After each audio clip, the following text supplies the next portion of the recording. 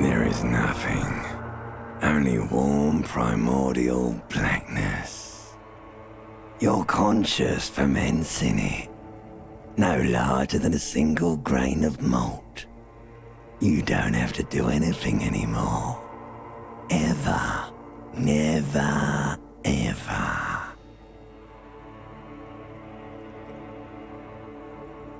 An inordinate amount of time passes. It is utterly void of struggle. No ex-wives are contained within it.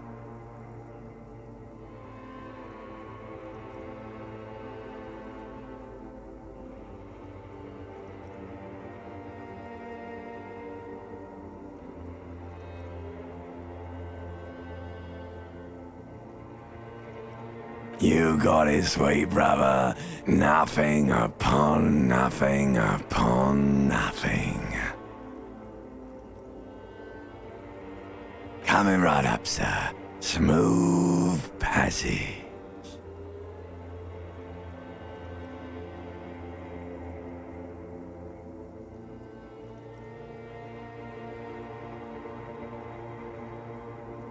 All right. Nothing town to fuck all borough.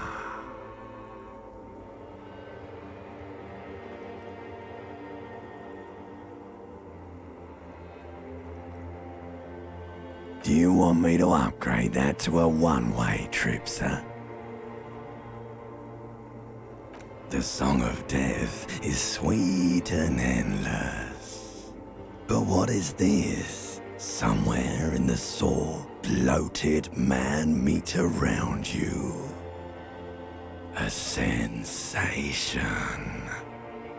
Like a fly to the ointment, your conscience sticks to it. The limbed and headed machine of pain and undignified suffering is firing up again.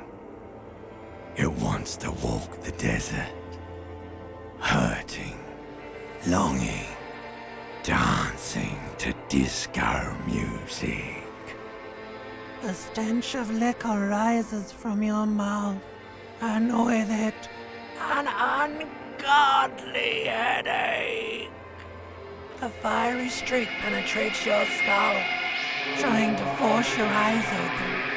It's a sound, a clarion call from hell.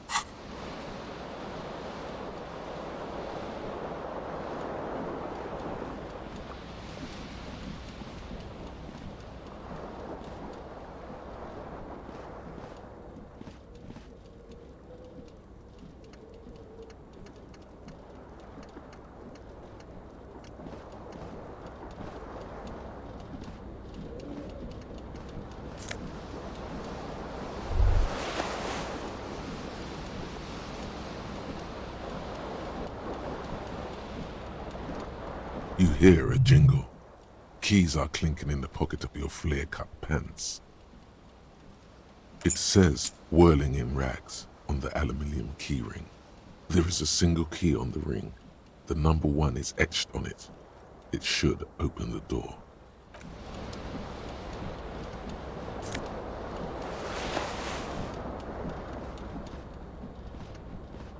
This fan has two chain pull switches. One ends in a tiny fan, the other in a light bulb. A truly horrific necktie has somehow attached itself to one of the blades.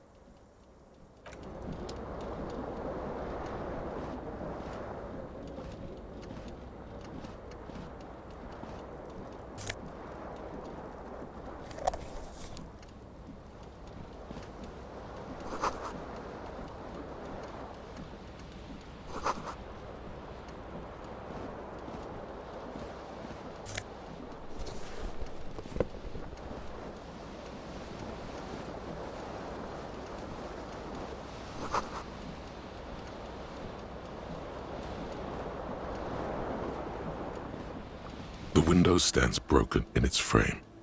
Cold wind blows in. The shards face outward. Whatever broke this window came from the inside. A fine web of scarring covers the back of your right hand, but none of it is recent. More likely a projectile than a held object. There are no fragments on the floor from pulling a tool back in after impact. It is too large for a bullet, yet too small for a piece of furniture. You're looking for something heavy and larger than your fist. The single green shoe you found fits the hole almost as well as your foot. It would have also been heavy enough if thrown with force. Congratulations, you smashed the window with your own shoe. Now you only have one. If you're lucky, you could still find the other one on the balcony outside. The door to it should be outside your room. A cool wind gushes in. Your toes curl up from the cold.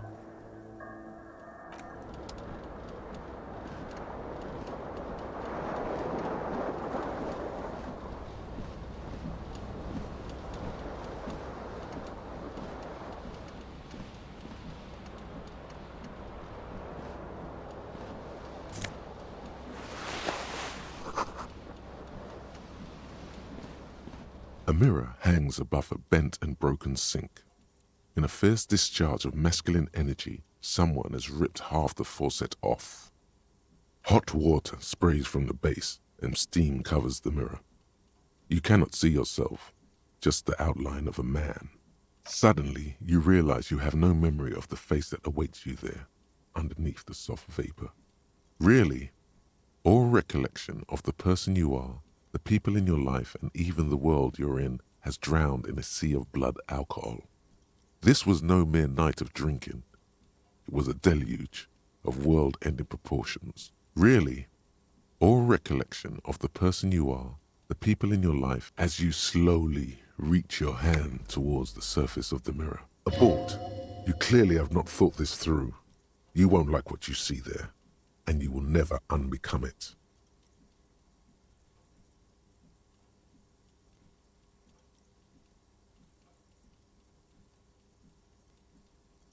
Yeah, there is definitely something wrong with it.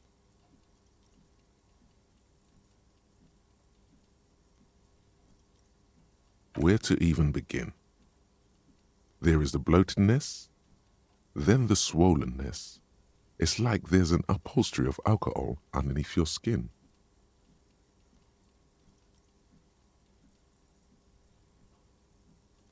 It's not.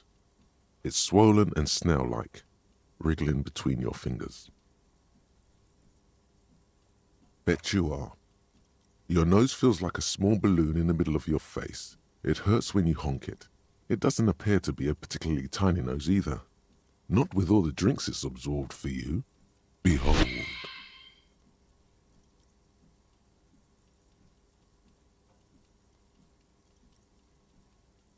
You have no idea who this thing is, do you? Too late. You clearly have rigor mortis on your face. Or wait, is that an expression? Are you trying to make an expression with that face? Why? Please stop. It's horrible. You're scaring yourself. You can't, can you? It's like it's not even voluntary anymore. You have worn that grin into your face, and now it won't come off. What does it even mean? What is the emotion you're trying to convey?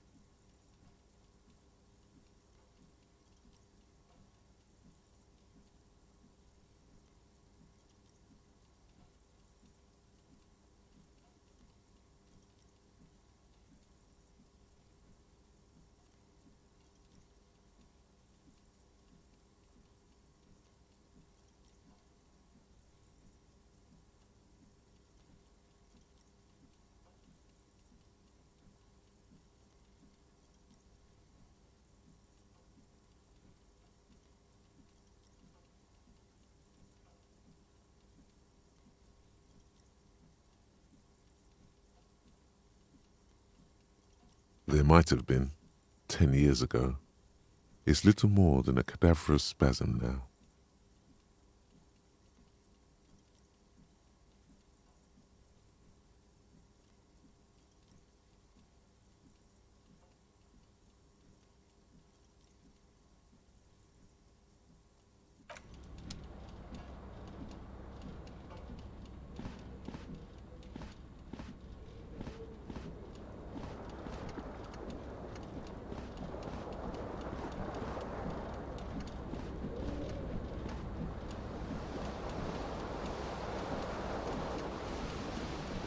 This fan has two chain pull switches. One ends in a tiny fan, the other in a light bulb. A truly horrific necktie has somehow attached itself to one of the blades. The blades come squeaking to a halt. It should be easier to reach the tie now. A terrible mistake. Turn the lights off immediately. You can practically feel the photons burning a hole in your brain. The lights are off. You swoop up and catch what you have in your hand is a truly hideous necktie. With a terrible mistake. Turn the lights off immediately. Your eyes burn with photosensitivity. It's not good.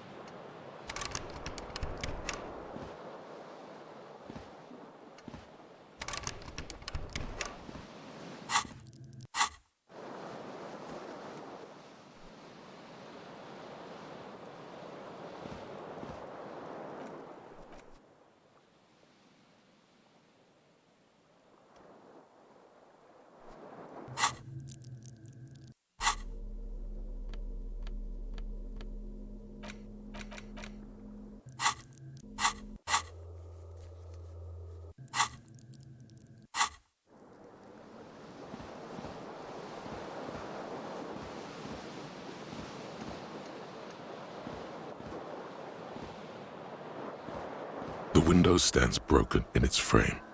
Cold wind blows in. The morning light hurts your eyes. It's hazy, but you see the ocean and some war-torn buildings. The morning light hurts your eyes.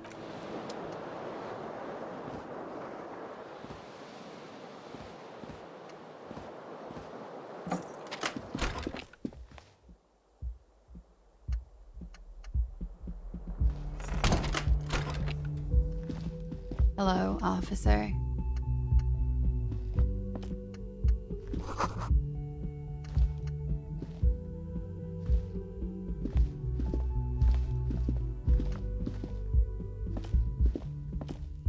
The young woman raises a cigarette to her lips. Her eyes are brown and her face is speckled with birthmarks. She can't be more than 28.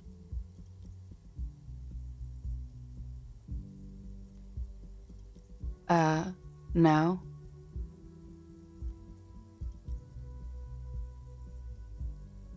Because you're a police officer, sir.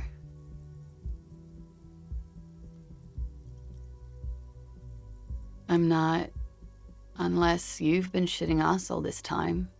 You've been here for 3 days, on official police business, no less. Couldn't say. In truth, so far, mostly drinking.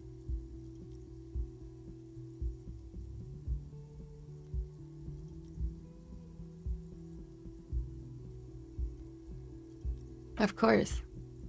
Be careful, officer. They don't like the police around here. Something stirs in you as she's about to go. Call it an instinct, a need. The need to ask questions. It's like you've said the words 1,000,000 times before. She looks back at you, a light glinting off her eyes.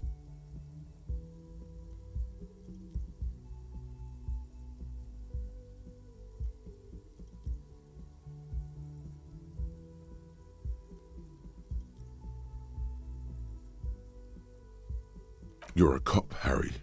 It is unnatural of you not to want to ask questions. Yes.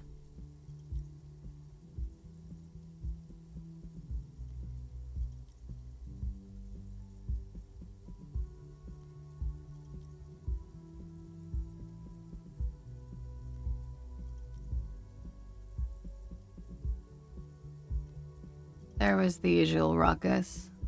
Loud disco music. I couldn't say. It's impossible to hear people speaking from over here. Oh, yes. Various artists. Ostentatious orchestration prime among them. Oh were huge where I come from. I was very young then, of course. Like 7. Life gets hard, but we go on. It would appear so. At around 2 o'clock, the disco stopped and there was a change of pace. A slow, sad song started playing, like organ music on repeat. That went on for quite a while. Some of the time, you were yelling along to it. Yes, there was a church in there, a really small church, like the smallest, saddest church in the whole world. It was about that. And also that it doesn't matter anymore and that we're alone now. It was difficult to tell. The song itself was very quiet and soft, but you sounded like a winded boar, sir. It was hard to understand what you were singing on top of it.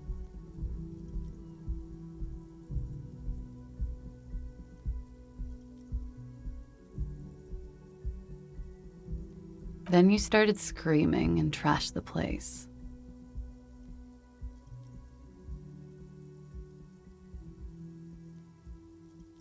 No, it didn't sound like there was a fight. It sounded like someone was trashing their room. A window was smashed. A tape player, probably. The song stopped. And furniture, too. A real destructathon. There was screaming. Then I think you passed out. There was. I think you screamed that you didn't want to be this type of animal anymore.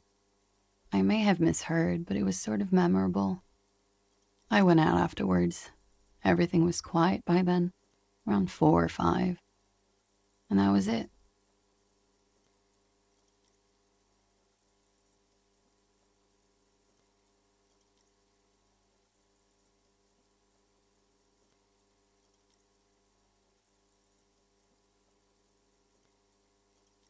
The dock workers are pretty cocky.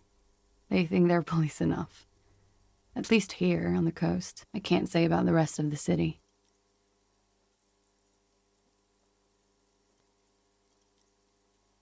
You're in a hostel, sir. We are in Revachol. Revachol is the disgraced former capital of the world, divided into zones of control under foreign occupation. Half a century after a failed world revolution, she is central to our moment in time.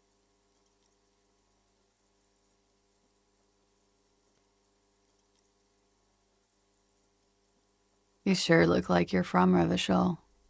Revachol parties. It's 51. The current century?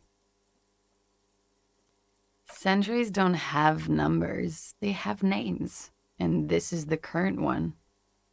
Civilization has existed for 8,000 years, sir.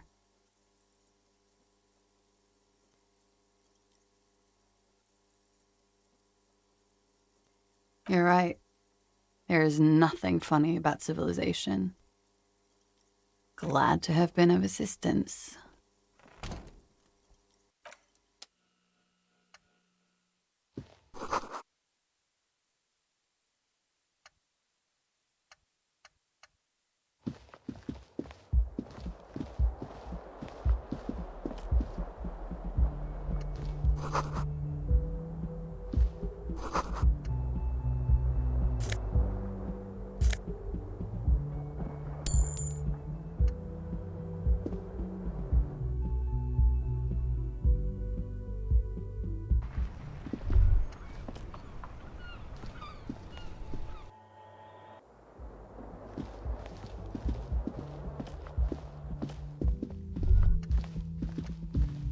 You should pick that fat, juicy cigarette butt from the tray, light it up, and smoke the living shit out of it.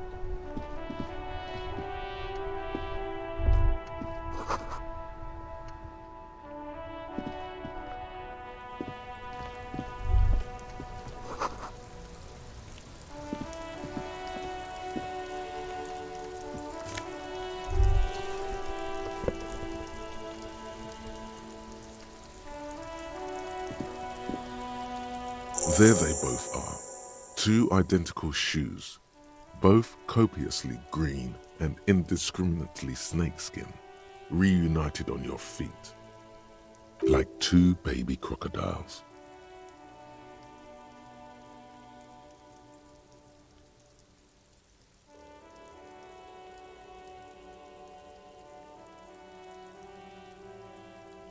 It's pretty clear a normal cop is not what you are. Good, they're balanced, comfy. Feels like the only good thing about you right now, truth be told.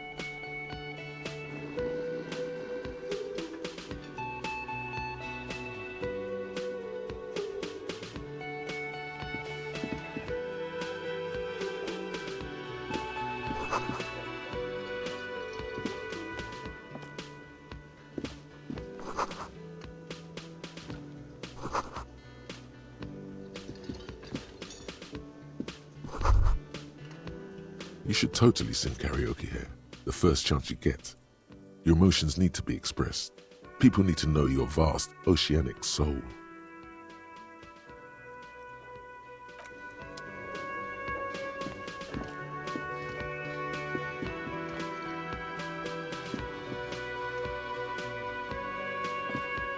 A man in his late 20s stands behind the counter, inspecting a stuffed seabird. As you approach, He gives you a sideways glance, then looks down again. That was disdain in his eyes. Even now he's purposely ignoring you. No, I'm not the bartender. I'm the cafeteria manager. He's very animated all of a sudden. This seems like a touchy subject. Mm-hmm. A competent work of taxidermy. The white and brown seabird lies among piles of coasters and drying mugs. One of its wings broken. The man is trying to mend it. Looks like the bird was ripped off the shield that was used to mount it, most likely on a wall. Something about it makes you feel bitter. The man plucks at the seabird, frowning.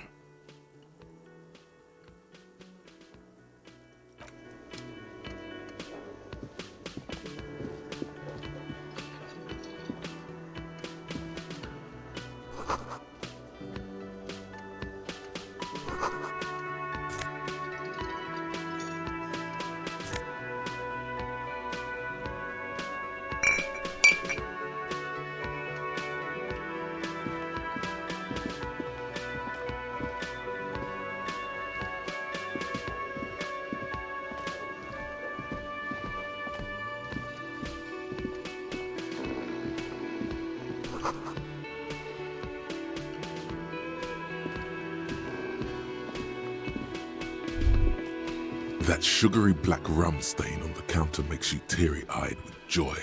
It's almost touching how syrupy and sticky it is. How long have you been up already? Oh, excuse me. Do you have something better to do than lust for sweet syrupy rum and lemonade with a twist of lemon?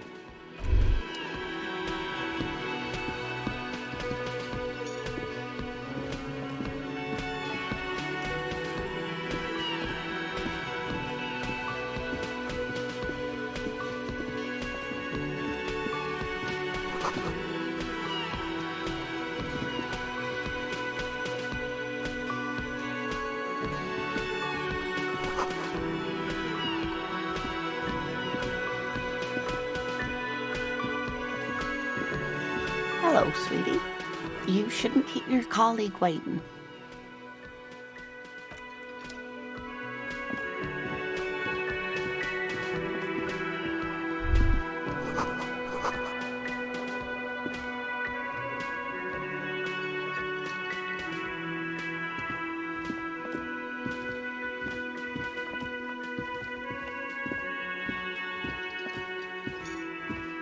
A bespectacled man in an orange bomber jacket is tapping his foot on the floor. Looks like he's waiting for someone. You. As you approach, he narrows his eyes and extends his hand in greeting. If an assault were launched on this building right now, if the windows came crashing down and the whole world descended upon you, this man would hurl himself in death's way to save you. You are sure of this, but why?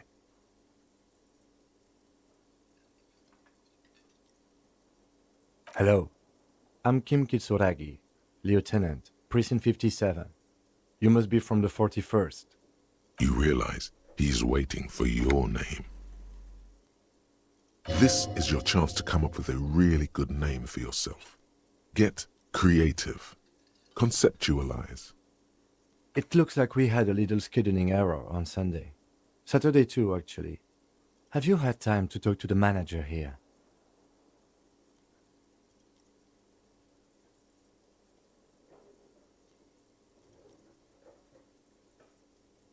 If you don't mind, we should talk to him again. Ask him for a rundown of the area. Now that I'm here as well. I understand the scene is out back, right? It also wouldn't hurt to assure him the police are finally here. In full force, I mean. Have you mapped out the initial interviews? Okay, we'll have time for that after we take a look at the coroner's case. Have you removed the dead body from the tree? So, the body is still in the tree. This is the first time you detect a weariness in the lieutenant's voice. It is obvious he would have preferred for the body to no longer. Where it has been hanging for 7 days straight. We should go there as soon as we are done talking to the owner.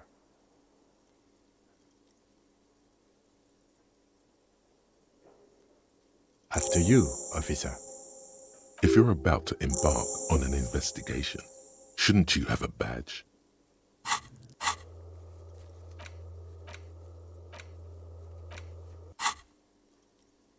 You mean you don't have a badge?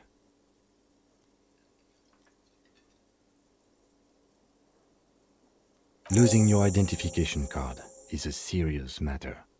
My vehicle has a shortwave. You can use it to report your badge missing. I advise you to try to locate it as quickly as possible, but getting the body down should still take precedence. Lieutenant Kitsuragi is now in your party. You can talk to him whenever by interacting with him.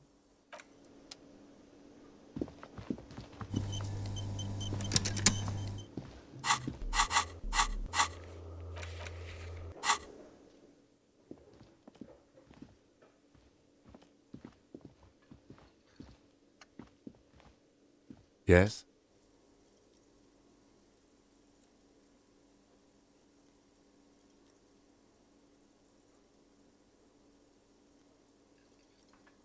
What do you want to know?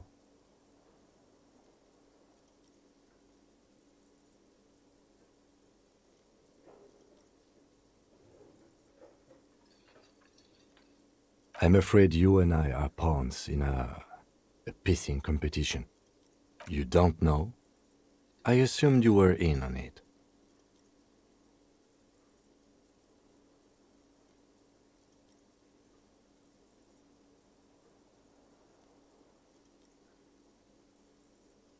It's just stupidity.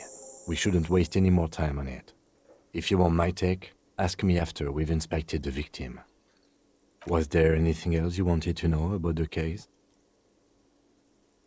No, it's not a particularly mysterious case. The deceased is a security guard for a corporation involved in a labor dispute. It doesn't take a DeLorean polymath to put the pieces together. I just don't see the case getting more mysterious than that.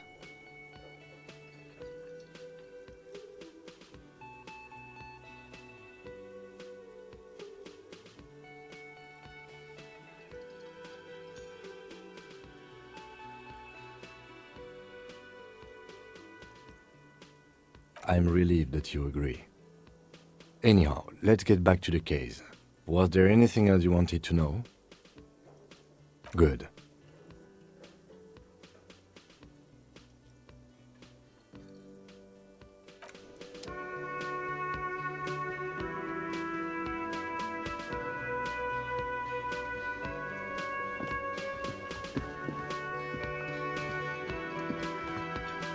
The man with the unimpressive beard notices you approaching. He drops the ledger he was holding and turns to the lieutenant. Mr. Gart, right? Yes. I am Kim Kitsuragi from Precinct 57. This is an inter-district investigation, so joining me from Precinct 41...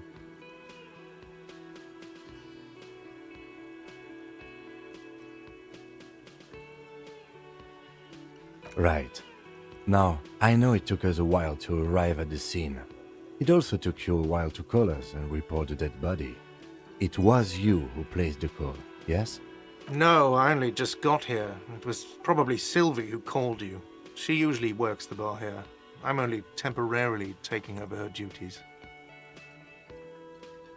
Do you have her number? As a matter of fact, I do.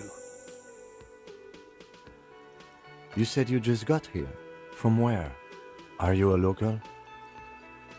What, of Martinez? No, I live in Jamrock. I only sometimes come here to keep an eye on the place. This is just one of the many, many cafeterias I manage. But you still know your way around, yes? In case we need directions. Yes, I know where some things are, but as I said, I don't live here. I just used to work here. And I'm not going to start working here again, if that's what you think. I didn't imply that. Detective, He probably means this is where you step in and ask your questions.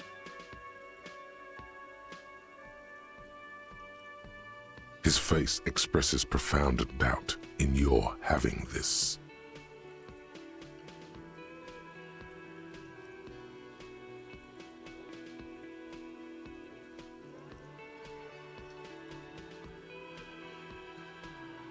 Behind this building, that's easy. See that door there?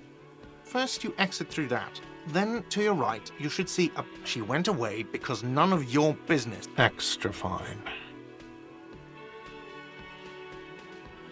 Why would I have a problem with you? You're a hero cop. Am I? Or did you ride in, take the body down, solve the murder, and not trash my hostel room?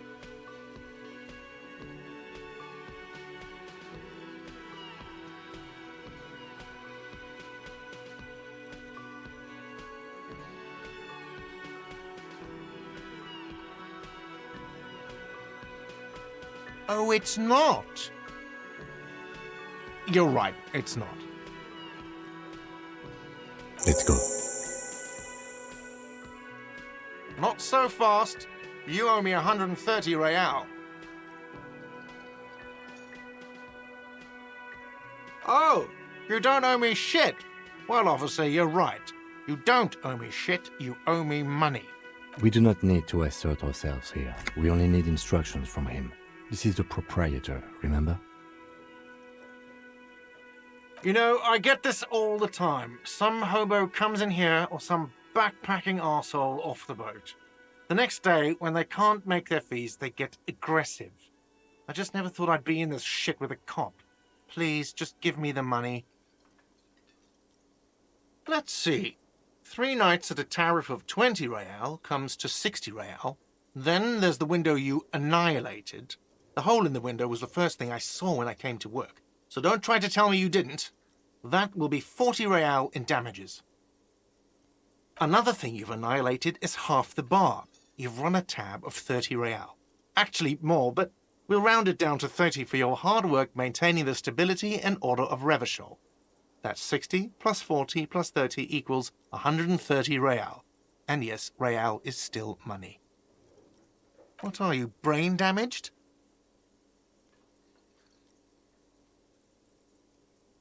Money is what grown-up people use to pay for things. Things like this hostel room or 8 bottles of potent blend and 9 packs of Royal Extra. We use it for everything, really.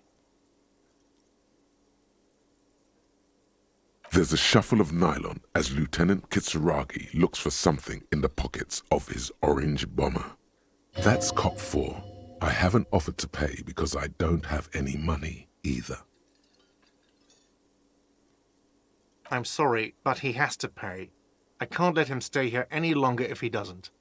If he doesn't have the money by tonight, then... Officer, maybe you are better off working this from home for now. You live in Jamrock, right? It's not that far away.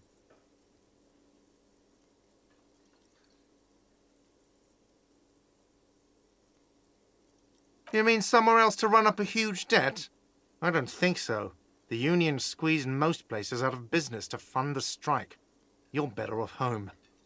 Officer, you really need to take this up with your station.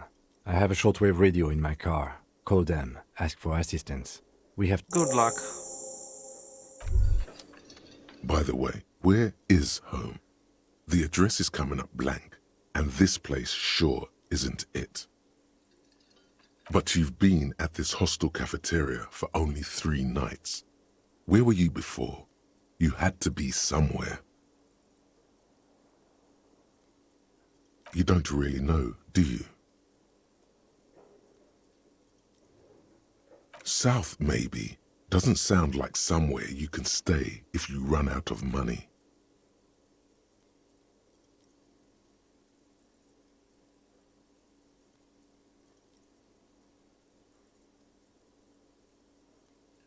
Entertain the thought when you get the time.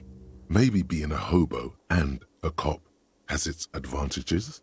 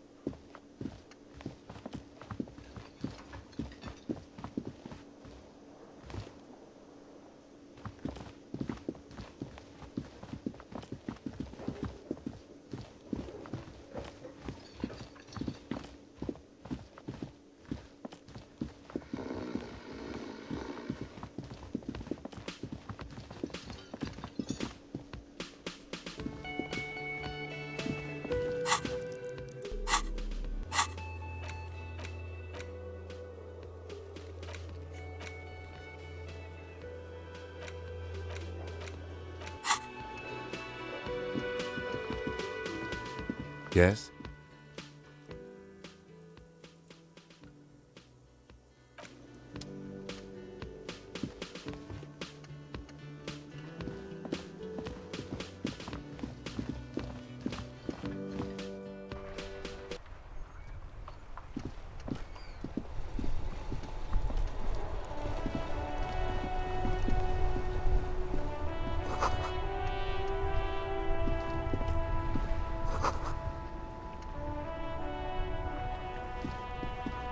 The RCM in Martinez. What can I help you with?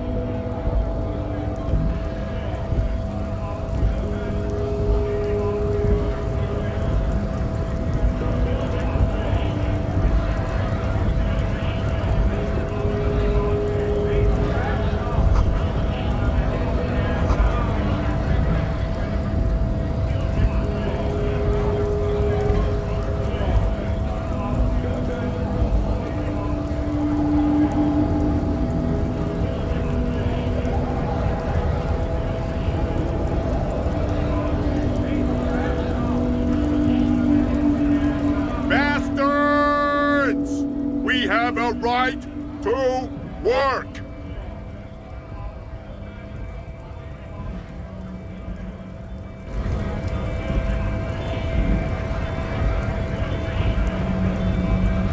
Scab?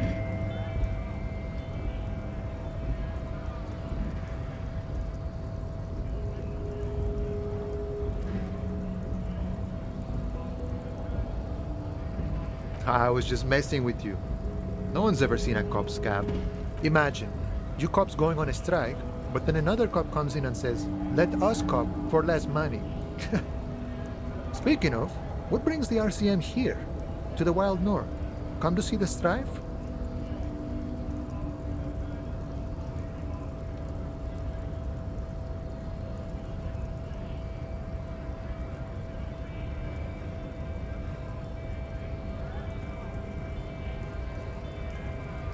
Sure thing, my friend.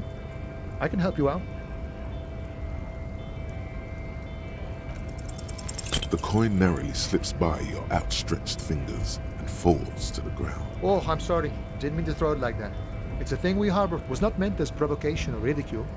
The boyardero stares at you with respect, then gestures towards the trickles of blood adorning your clothes.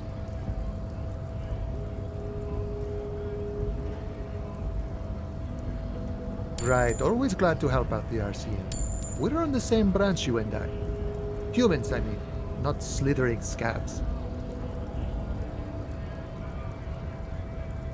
You know, serious business. I'm sure the big boss will be glad to tell you. You'll have to ask him first. He's a chatty guy, wants to talk about the strike. Return once you've met the union boss and are on a better footing with the organization.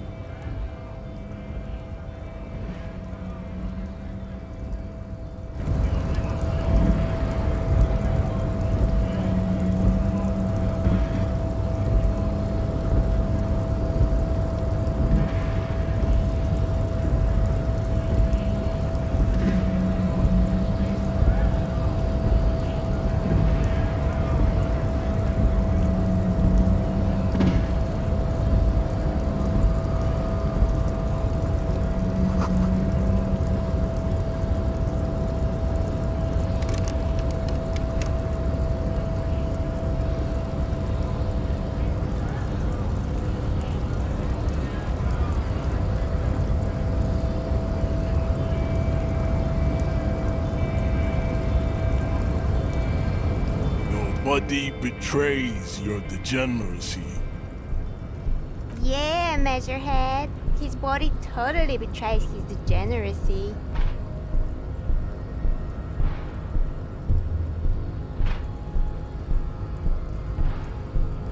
Are you admiring my morphophysiology? It must be frightening to stand in the shadow of this racial pinnacle. Be calm, Am Sandwich. You are not in danger because you are not a threat to me. What is this androgynous display of sexual maturity?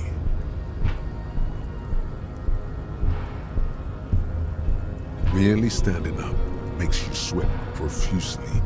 Your breathing is erratic. Your own heartbeat in your ears grows frantic, and you feel your blood pressure rise. Stop it! You are embarrassing yourself in front of this woman and your pedomorphic friend. This display of weakness may appeal to older women with a stronger maternal instinct, but it is a liability here on Battlefield Martinez. Jean-Luc, his body is betraying his degeneracy. That is precisely the negligence that has led you to succumb to Al-Ghul. You reek of it. An invisible sword of Al-Ghul emerges from your throat. You cannot see it, but others can. No, you don't. You need to get another drink. Occidental Haplogroup B4 is done giving orders around here. It's begging for help. Attempting to pass via for cooperation. How far the Occidental Haplogroup has fought. You gave the world eugenics. You dominated. You will be superseded. Isn't that right, babe? It is, babe. There is a button right behind him, just out of reach. It must be the one that opens the door to the harbor.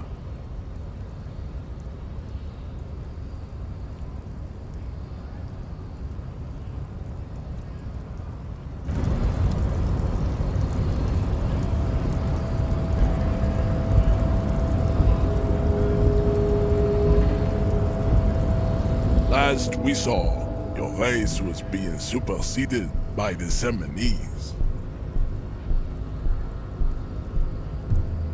Enough with this begging. You should leave the stage of history with dignity. Bring your troops to the Seminine Islands and to Boogie Street, and we will pulverize you.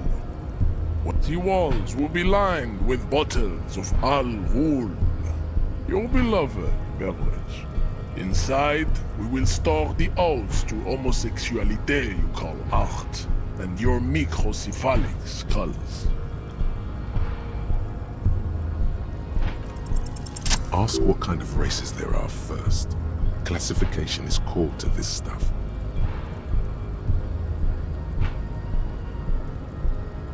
Do you?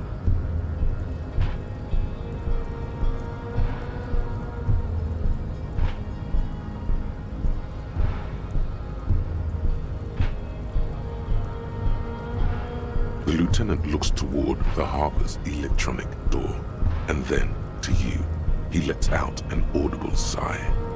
You are obviously a liberal, Sayolite. A polyculturalist.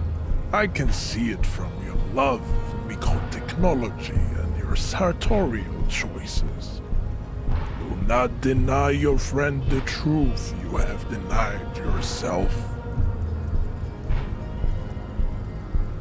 There are 3 categories of race. Type A, the heroic races. Type B, the servile races. And the vile CF race cauldron of pederasty.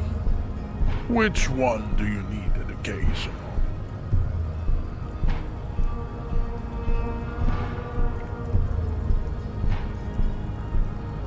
I knew you would go straight for the vile cauldron.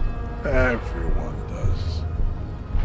You need to first learn about Tip A and B to appreciate the dip. Yeah, I mean... Yes, it would. Those are the Simonese, the Areopagite, and the Occidentals, excluding the Maun, of course.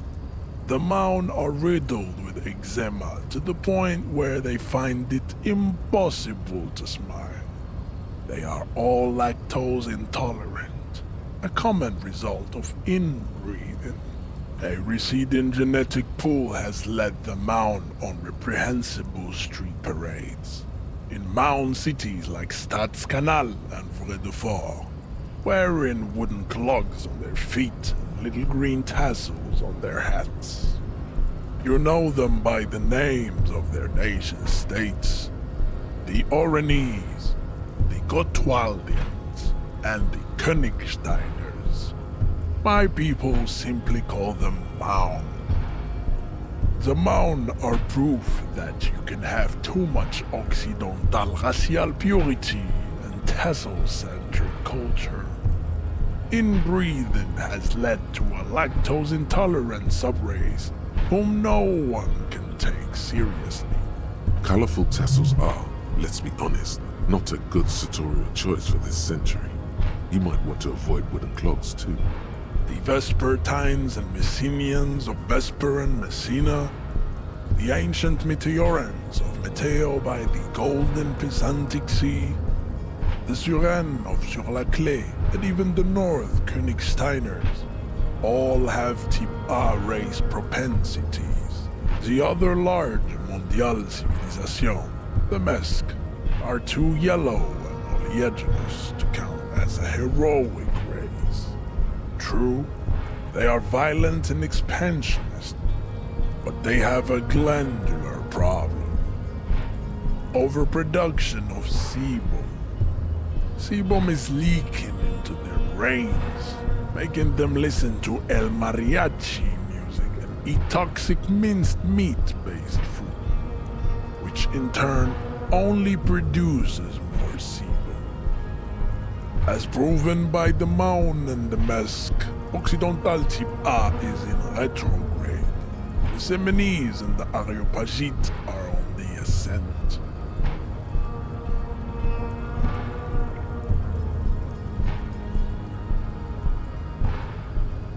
The Areopagites are sleek, long-headed.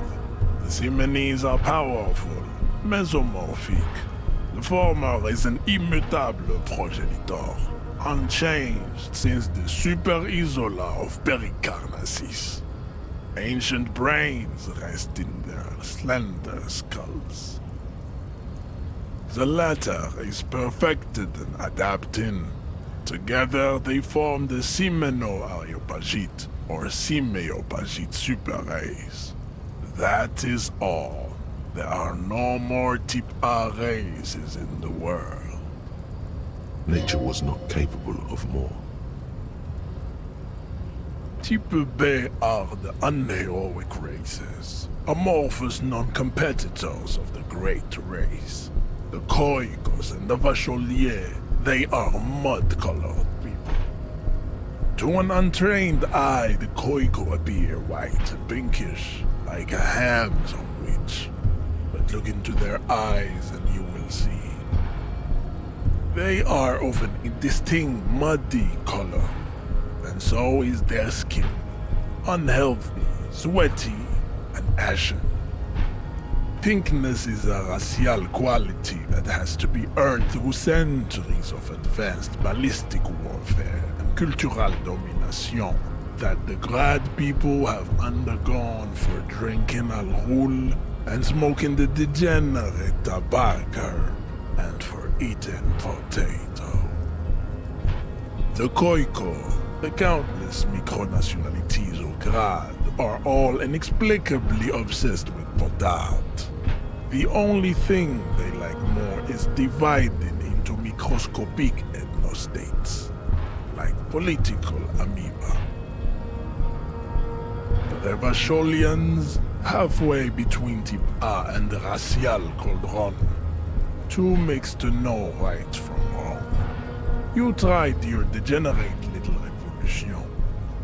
was the single greatest failure committed by humans in our 82,000-year history on this planet. Is it 82,000 years that we've been recording history? You have very little idea of what is happening, but that seems a little off.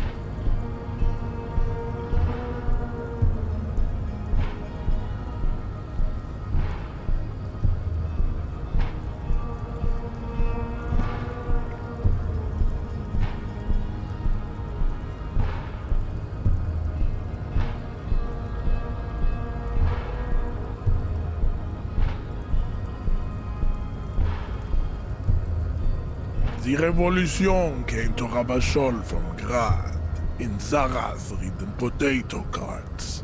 It is literally an illness, a prion disease that leaves the parietal and frontal lobe ridden with holes. A soft, sponge-like mass of dementia, hallucination, and paranoia. The revolution is fatal familial insomnia.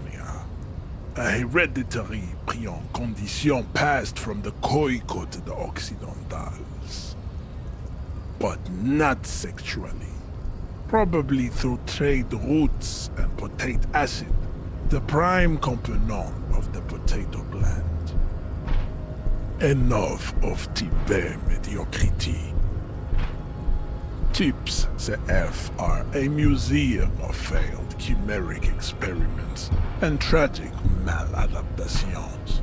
They are tortured creatures waiting to be put to sleep. Your morbid interest in them worries me. Lesser races like the mosquito, a grotesque mixture of a masked woman and a Semenese man. Only possible if the mother is masked and the father Semenese. The other way around, they fail to produce offspring. The mosquito is born sterile, like a donkey. All they have left is to ride customized motor carriages with hydraulic suspension, listening to aggressive El Mariachi music to vent their impotent despair. It seems unlikely that two human beings produce genetically sterile offspring.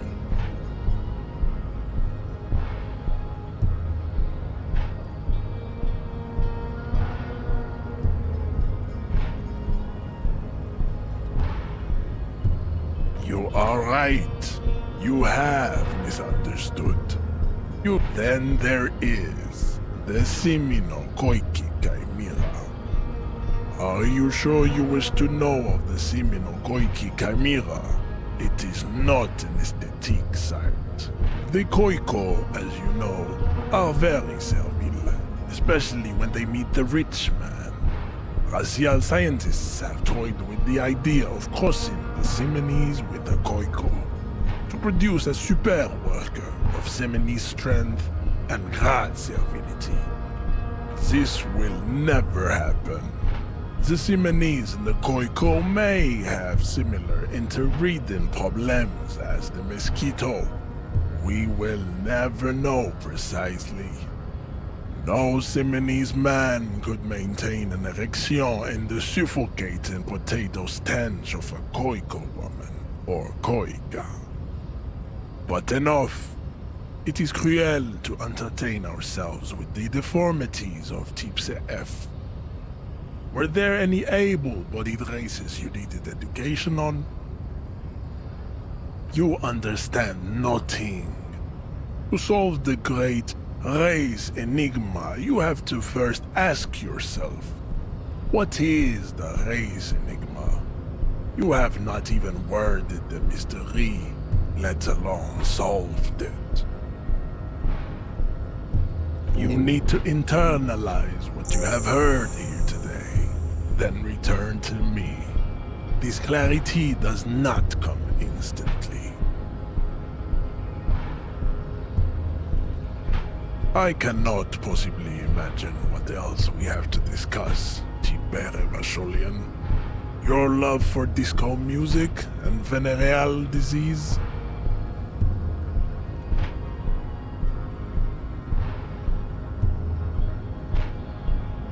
Racists are generally not very good examples of their race. I am not like them. I am craniometric perfection. I have taken the trouble to permanently draw a phrenologic grid on my skull and features. This should dispel any doubt.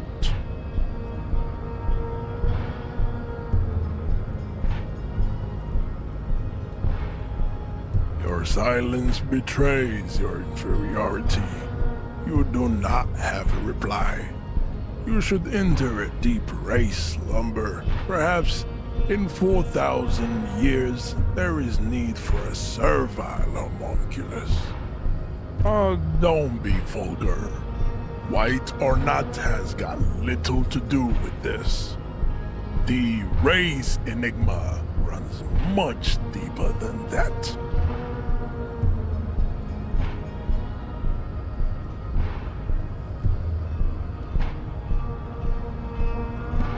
Mr. Clare is a man of vision and means. He has the will to confront polycultural capital, something your race, naivistic communists, never did.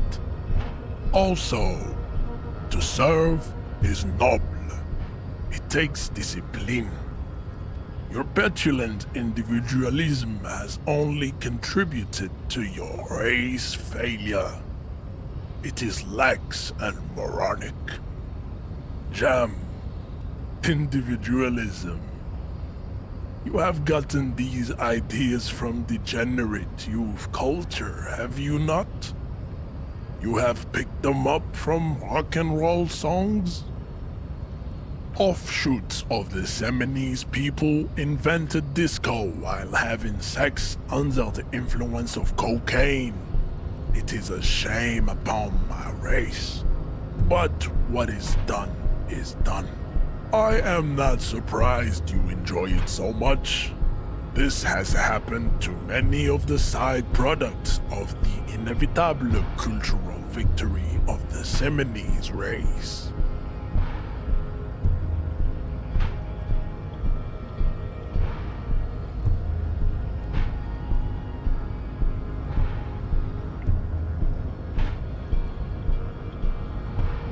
The South Island race, haplogroup A4A.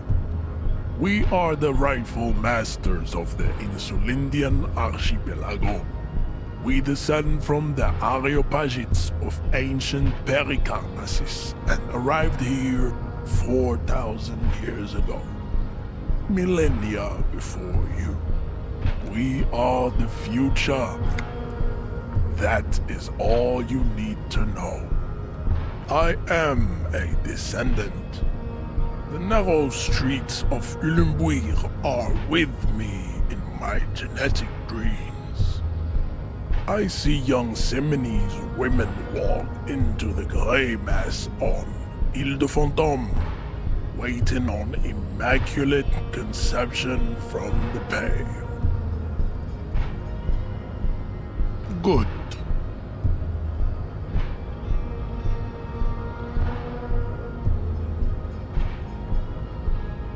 I don't think anything about this. We are wasting our time having this conversation. Your pedomorphic friend is right. You should leave here with your tail between your legs, contemplating race extinction. I am an immovable obstacle.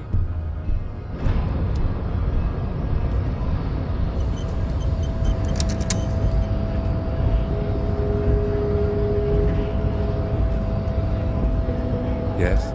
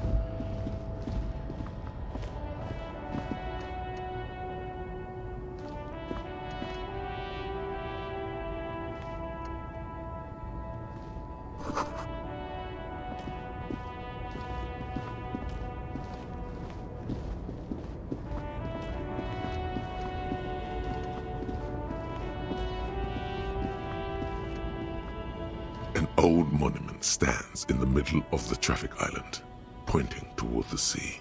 It looks as if it's been reassembled piece by piece, secured and mounted in the air with the aid of numerous ropes and rods.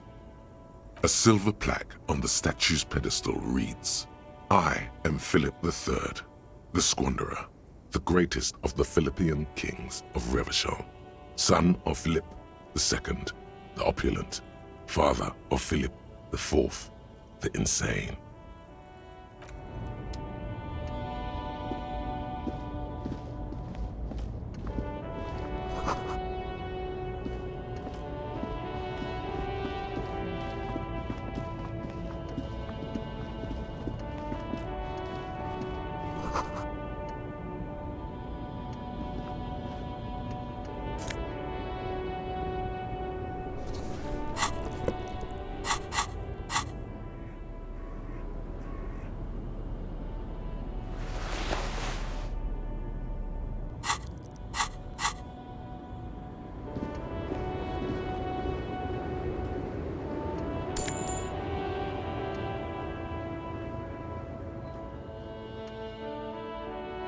The small, wrinkled woman does not greet you.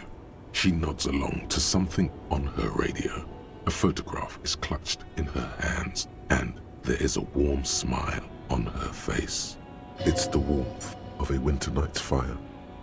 Maybe she could give you comfort and shelter, some cigarettes and food money. Maybe she's your... No response. Wherever this woman is, your words fail to reach her. Nothing. Her smile just keeps widening.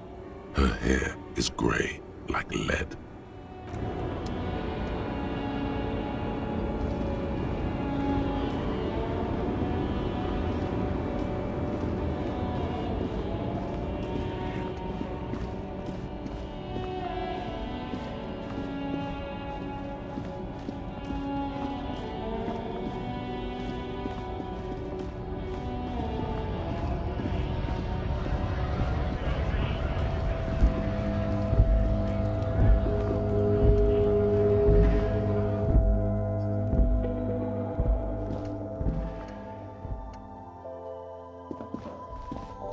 You see several packaged raincoats fill a low shelf beneath a display of croissants and juice bottles. The raincoats are transparent, except for the big Fritta slogan on the back.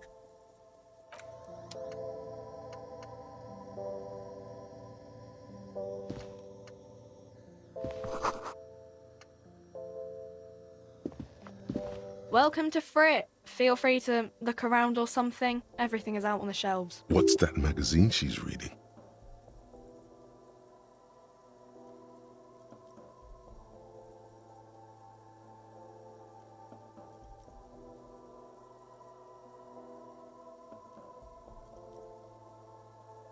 You mean this?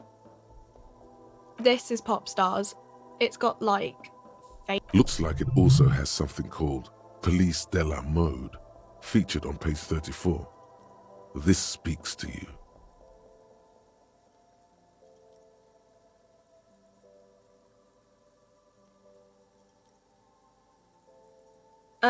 It's where they rate different outfits famous people wear. It's kind of funny. They're kind of mean. It's about who's the most stylish.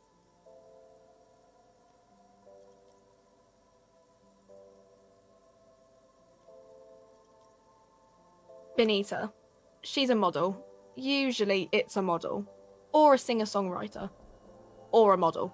We are not the fashion police. We're the real police.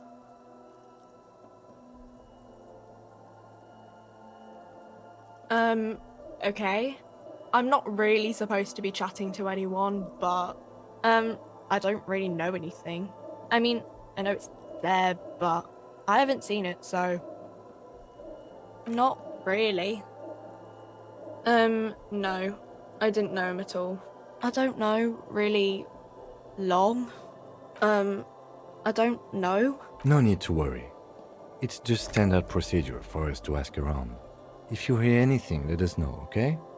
Okay. Uh-huh.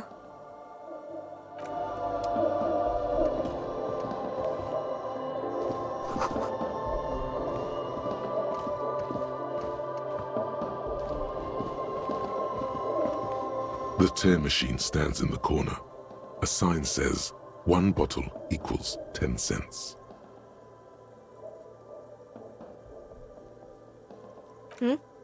Oh, that's the tear machine. It's a machine for tear. You know, you find tear outside, like bottles or whatever, and put it in the machine, then it gives you money. You need a bag, I guess. We used to have some, but we gave them all out, so... Feel free to use it if you find a bag, though. I'm sure there are some out there, somewhere.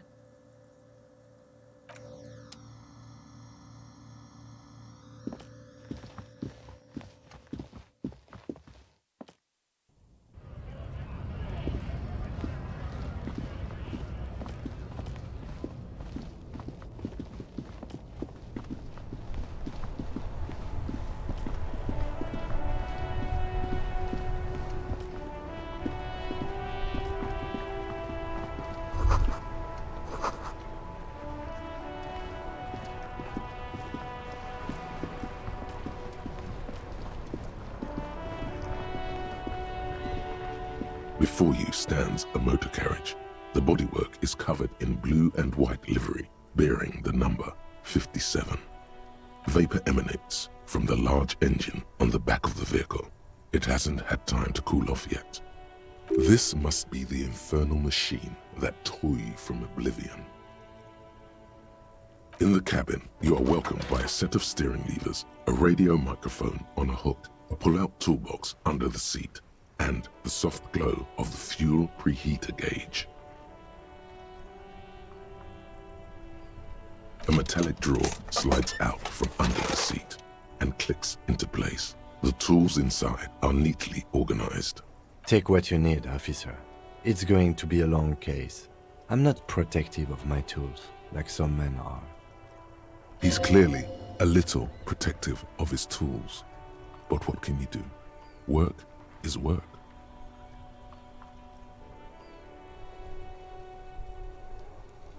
It's robust, weatherproof, and well-made.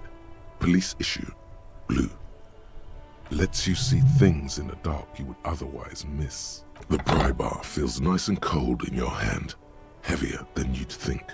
Useful for opening all sorts of doors and lids. The handles are long and sleek. Snap, snap, the pull-out toolbox slides back into its nest. Preheater gauge casts a warm glow on the steering levers and the radio on its hook. As you tap on the gauge, the indicator pin jerks as if startled. It's in the large orange sector, indicating the engine is warm. Next to the gauge is a red switch labeled heat. There's no use pressing the heat button. It won't start without the ignition key. Translation: we're not going anywhere right now. Alternative translation: don't even think you can drive my MC.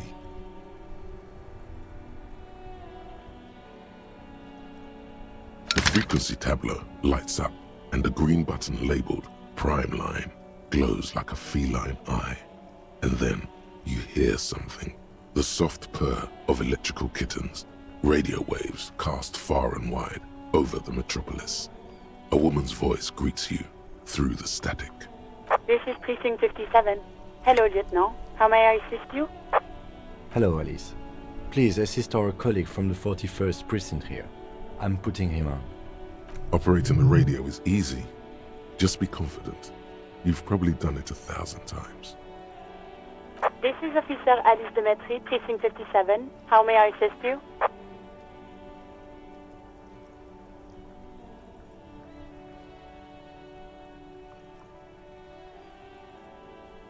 Just a second, officer. 10-2, 10-5. This is 41st. Come in. Over. A scrawny old man sits in a dusty cubicle, smoking, with a large white rectangle sewn on his vest. In front of him is a box-shaped apparatus with an array of wires and antennas. The radio switchboard. 10-4, what's your status? Over. 10-18, 10-20, over.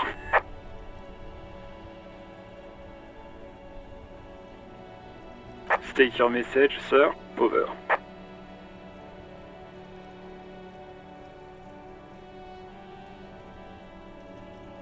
Ten-4, I hear you. I don't have the authority to grant your request, but... Is it him? What does he want? He says he needs money. Don't give that asshole anything. He's just gonna drink it all. Alright, that's a negative on the additional funds, sir. Over.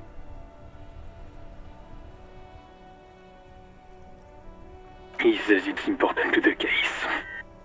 He isn't getting a red cent. Request denied, sir. Over. He says he's in trouble. Doesn't have... Well, I guess he'd better crack... Vicmar said... Anything else, sir? Over. 10-9, repeat message. Over. 10-4, message received. This is a very serious situation. I need to attend... Any other good news? He's saying he lost his badge. He what? Who lost his badge? Dick fucking Mullen. It's Officer Dick Mullen from the bestseller Dick Mullen and the Lost Identity. Dick Mullen is not your name. It's the name of a... Defend yourself. Immediately. They're laughing at you.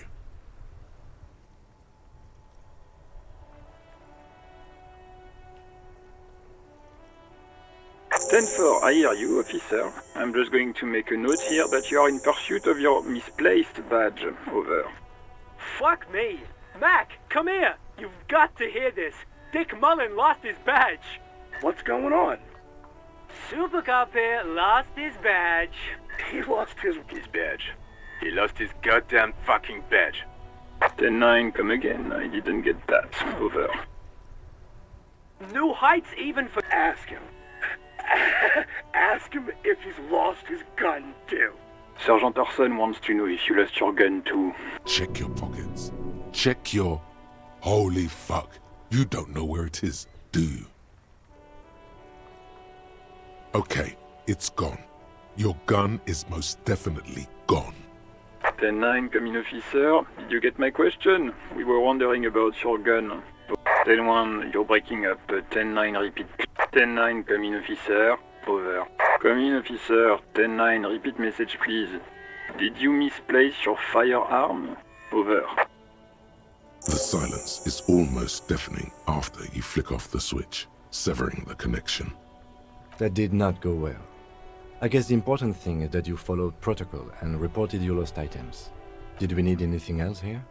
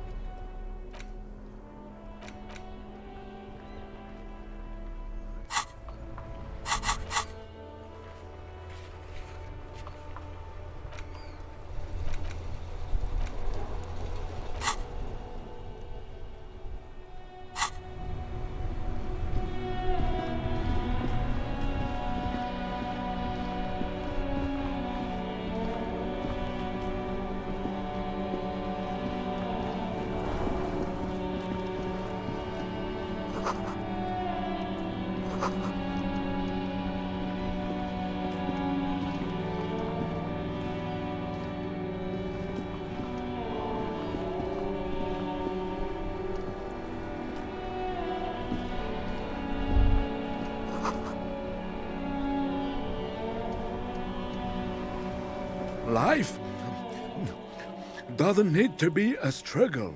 I'll be with you in a moment, officer. Let me... Have you no shame? Whining about your back every time you bring out the measuring tape. René, you're a man with a fork in a world of soup.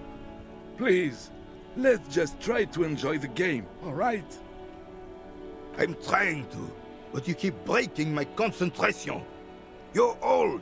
I can see that. We're both old. Now stop grabbing your ass like it's a girl. These manly men are playing balls. This is a ball game. Grab a ball and play it. Don't ask questions. Shoot first. Ask questions never. That's the spirit. Don't even waste your breath asking about the game. They wouldn't know anyway. They're way past their prime.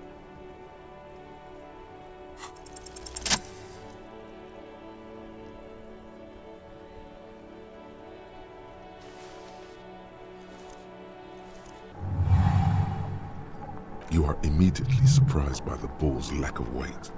No matter, you'll make it work. God, this is right. You feel the familiar tremble of excitement and adrenaline that precedes every victory. Time has frozen. The cold metal ball is surprisingly smooth against your neck. It has a pattern on it. Already your muscles are adjusting to the weight, the nervous system calibrating, until you and the ball have merged into a single entity. A chilly breeze ruffles your hair as you stand there, feet firmly planted. All sounds, smells, even the wind, everything fades until the only thing left is the union of man and ball. An embodiment of pure motion, a fine-tuned locomotor running at maximum efficiency. Some would still say you're a cop, but I guess we're beyond that now.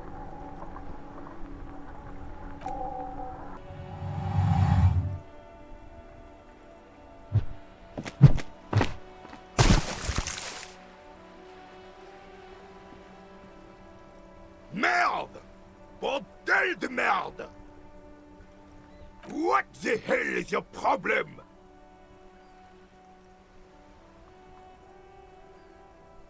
I don't care if you are a cop. You do not just ruin someone's game. It's so goddamn disrespectful. You vandalized our game, son. We can't play pétanque with 5 bull.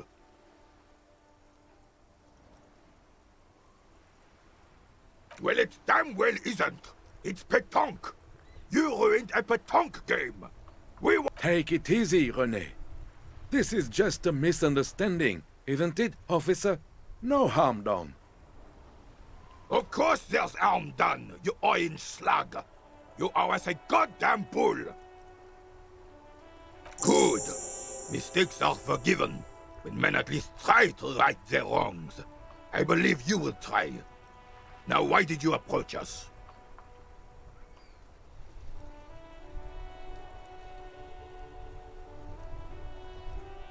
Ah, yes. King Philip III, on his steed. A reminder of what Revachol once was. Oh, absolutely. At the mercy of a cocaine-snorting tyrant who emptied the treasury so he could sleep on a bed of gold. Cocaine? Cocainum? Sounds like our kind of king. And just imagine what kind of cocaine a king would have had. A superpower, feared and respected. A testament to what this country can be under the leadership of a true king. Someone who knows how to rule. Decisively, without fear of offending the sensibilities of the frail and weak-minded among his subjects. This is something the insurgents never understood.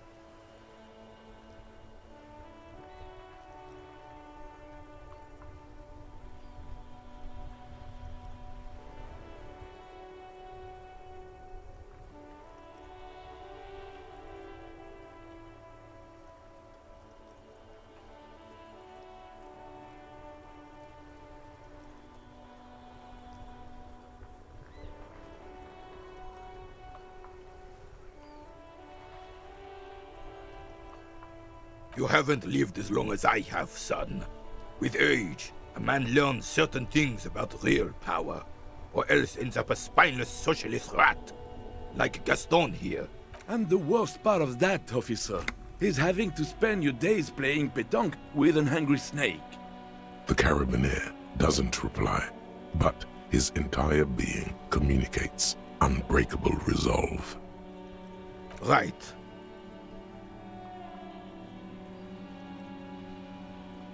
Unfortunately, I don't. Unlike most of the locals, I have no qualms about assisting law enforcement, but this affair has passed me by completely. In Martinez, the Union is the law, so can you really blame them? Cop is a pejorative term. I don't have a problem with policemen. On the contrary, I admire the effort to bring order to our streets. If I knew, I would not be afraid to tell you. I simply don't. I'm an old man, not a coward. The daily business of the riffraff no longer concerns me.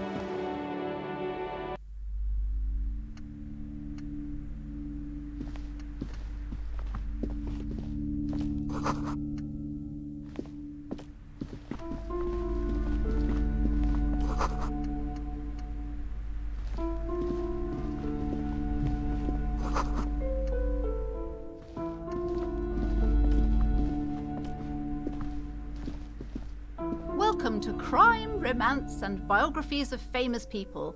My name is Plaisance. Be welcome, and please take responsibility for the energy you bring into this space.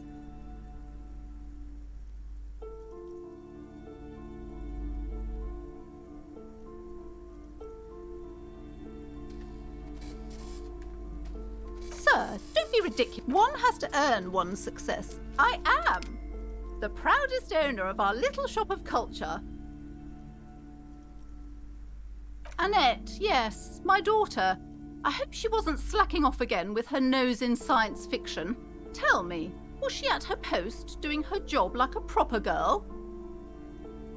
Wonderful! Did you talk to her? Why not? Was she not friendly enough? Were you not compelled to talk to her? Oh yes, okay, that makes sense. It's working then. Yes. Do browse our books, sir.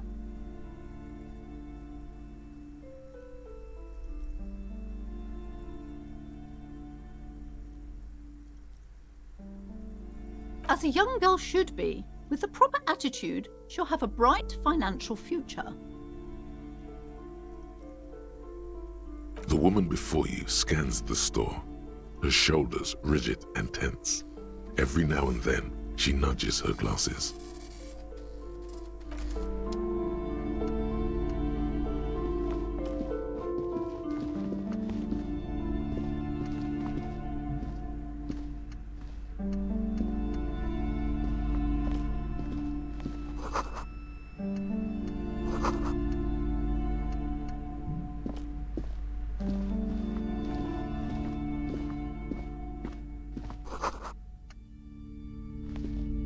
This bookstore is not strictly about crime, romance, and biographies of famous people. There's also a wide range of paranatural literature. Amidst the various books, you find one written by someone named Matthias W. Dundas. It's about wholeness, unity, balance. The point of the book, and many others on this shelf, is to give people medicinal advice in situations where they don't have access to paid health services. Various paranatural books still litter the shelf.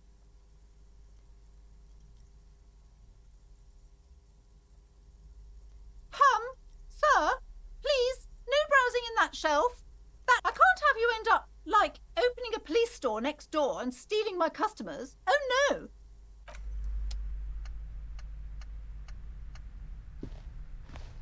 Several maps have been attached to a bulletin board hidden inside the alcove. They're held up by small pins. The board has come loose from one corner. The maps look old and faded. Your eye catches a map of Insulinda, a map of Revachol, and a map of Martinez. This large map displays archipelagos. You see a constellation of small dots on the light blue emptiness of the Insulindic Ocean. The largest in the northeast is La Caillou. You are here. Another, far away in the southwest, Seminese Islands, Ile de Fantôme, Ozon, Laurentide, Fas a la Mer, Archipelagos, North Arcade Islands, all just specks of dust on the vastness of the In the northeast, a dust mite stands on the north coast of Cayeux, in a bookstore. It's you.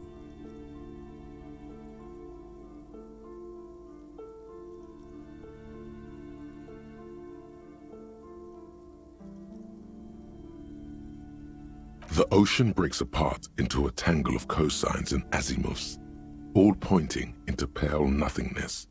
Windy is the north azimuth. Grad is the northeast azimuth. Samara is the east azimuth. Seol is the west azimuth. Isolas, they're called. Connections to other worlds, words past the Incelindian, unknown to you. You only know you've never been there. You have little idea what they are. Distant stars, gods, but looking at them makes you feel almost non-existent.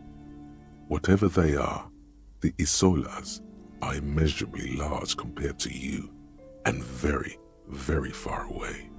Perhaps they are gods, gods of distance and outer dust.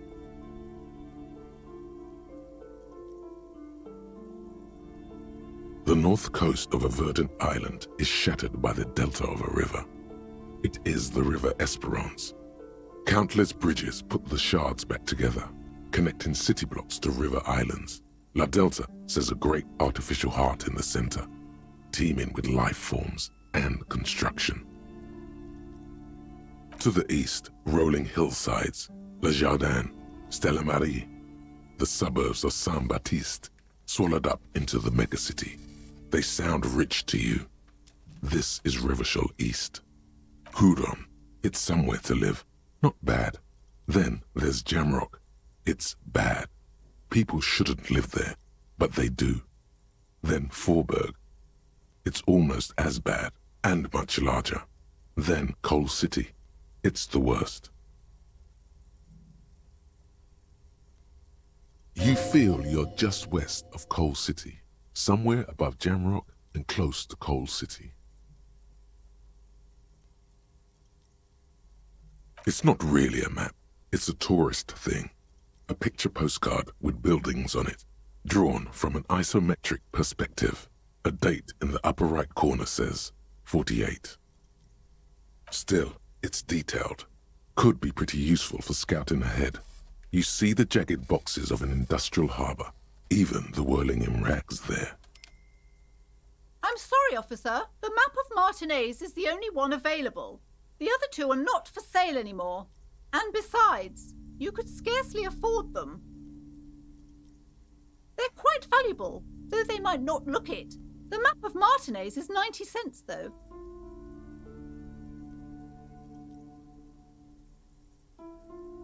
That old thing? It's an out-of-date map of a tourist location that never was nor came to be. From when some design studio people tried to spruce the place up 4 or 5 years ago. They also renovated the horse statue, set up those coin-operated viewers, and designed the new street lamps. They didn't get that far, for some reason. A shame the project never got going. Would be nice if someone fixed Martinez up. All these ruins are bad for business.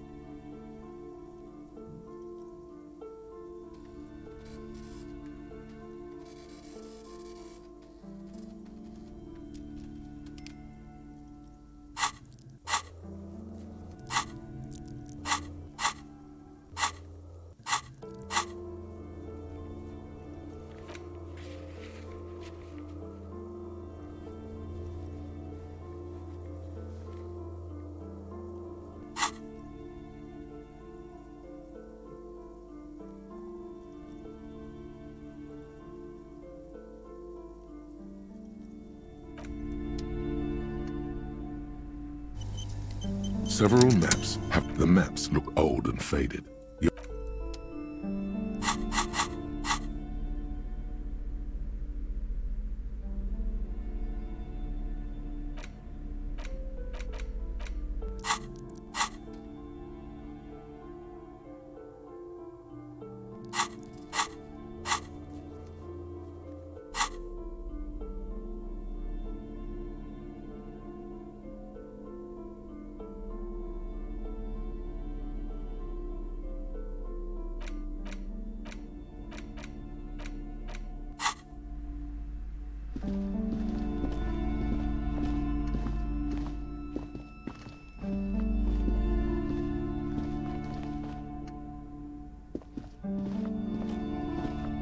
You see a set of tattered curtains blocking the way to another room. A strange cage-like trinket dangles from the curtains. Excuse me, officer. The back room is strictly for employees only.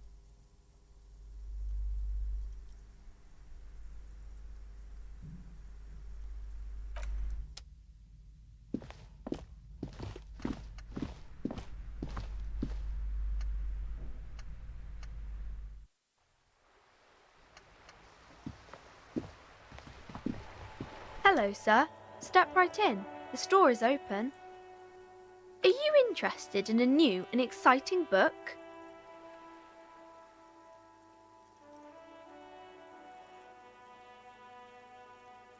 Okay, sir. I'll try to answer any questions you have. My name is Annette, sir.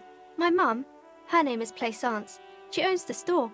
She's inside minding the register or organising the stock. Feel free to step in and browse our wares.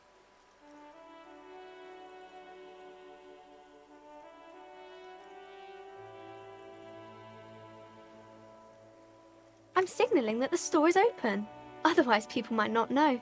They'd miss out on the crime, romance, and biographies of famous people.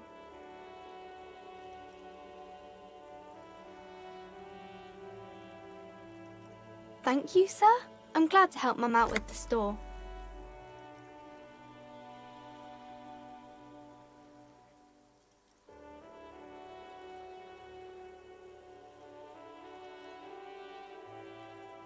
I do my studies at home at the moment. I have to help Mum keep this place running.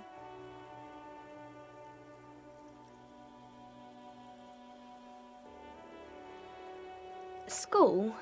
Well, mine is a big yellow building on Boogie Street, and the people there run it. They say it's a charity. Mum says it's necessary to do both because it builds character. Mum says a proper worker is dutiful. That's how you get ahead in life. You succeed. There is stress and unease behind these words. She's reciting etiquette. Mum says it's peachy. She was a little afraid at first. There's talk about this house being cursed. Behind her, the window has been boarded up. You sense the boards creaking, twisting for a second, and some kind of doubt in her tense shoulders. Cursed in the way that makes them say that no business has ever really thrived here, sir. That they all go...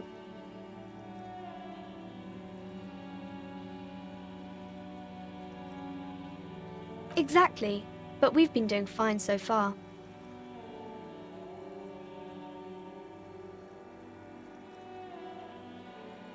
We can go into the bookstore and ask about the case, but I don't see much more to look into here.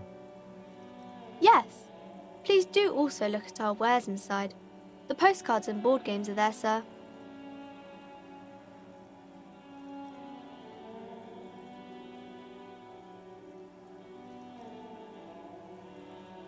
Nothing really, sir. Mum doesn't allow me to sneak around in the back rooms or the cellar. I don't really know what's there. It does not manifest itself in any way. It does not exist. I liked it better when we were talking about whether it's appropriate to stand out in the freezing weather. No such thing. Anything else you wanted to talk about, sir? Maybe I can tell you about some of our books instead.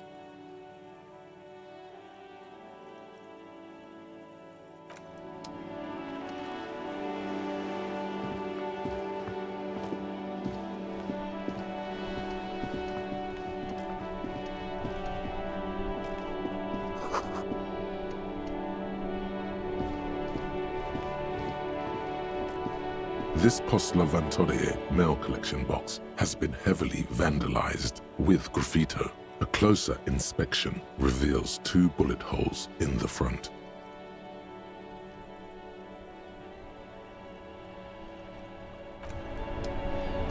The dented yellow mailbox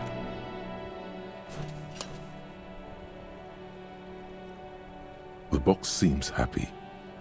Eat shit, pig, fucked by the coon, and St. G with a crown have been scribbled on it. Jenny is a whore, and best set mailbox also. The mail collection box seems cathartic, thankful even. So do you. You shudder. Then you swallow.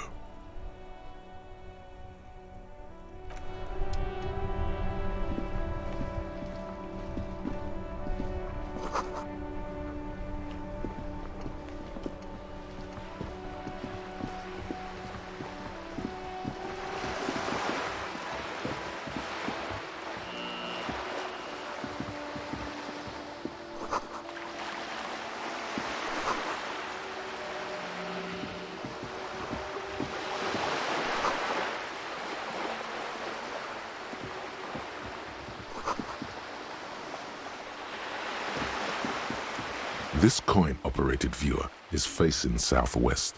Its coin slot is full of fossilized bubblegum, rendering the machine permanently inaccessible.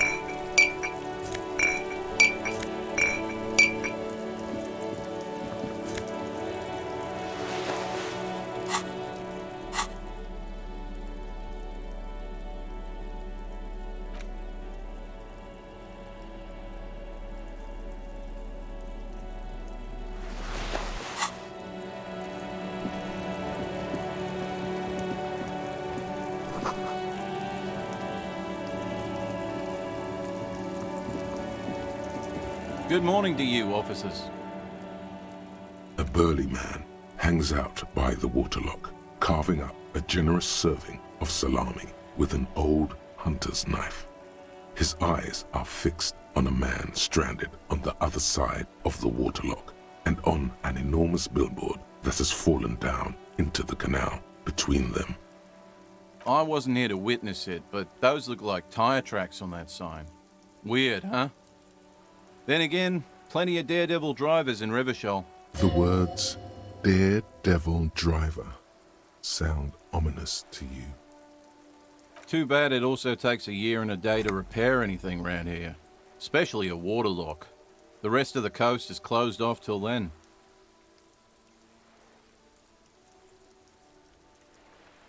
Well, there's the fishing village, an abandoned fish market, a bizarro church.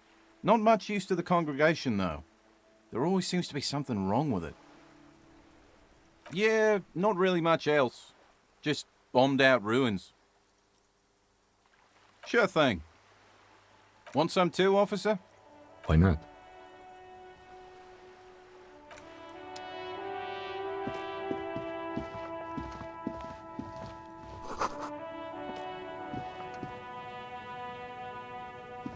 A crumpled billboard reading, "Samaran butter soaks in the canal." Two ugly lines mar the bright countenance of the blonde boy depicted. Whatever it is, the boy on the billboard seems very happy about it.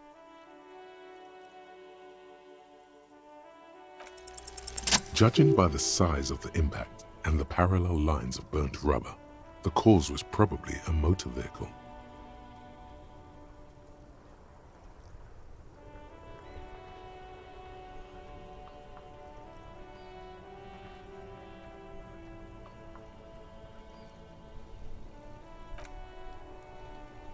The black marks on the roof indicate that the vehicle vaulted from the crater to the roof of the shack.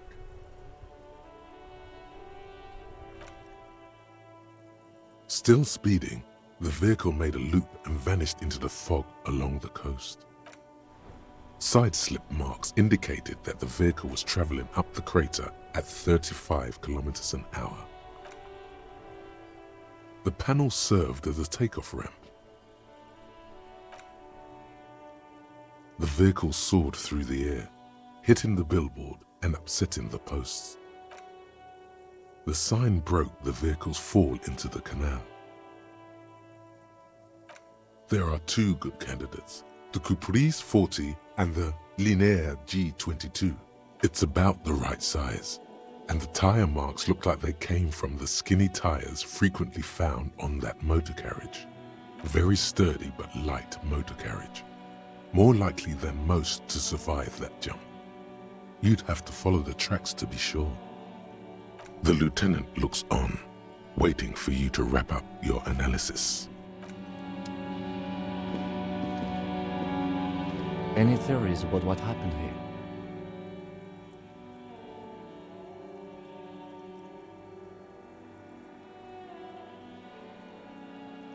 What kind of car do you think it was?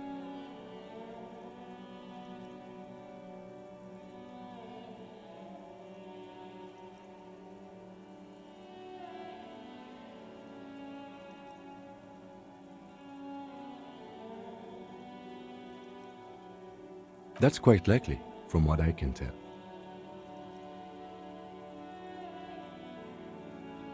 We're not traffic cops. Should we get back to the murder?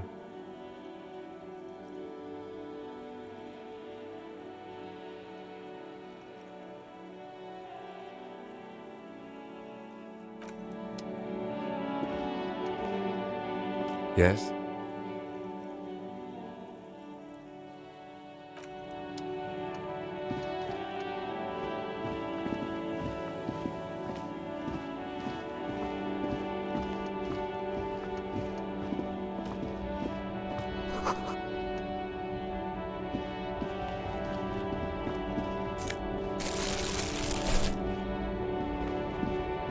There's a pile of cheap sunglasses in a... You like sunglasses, officer?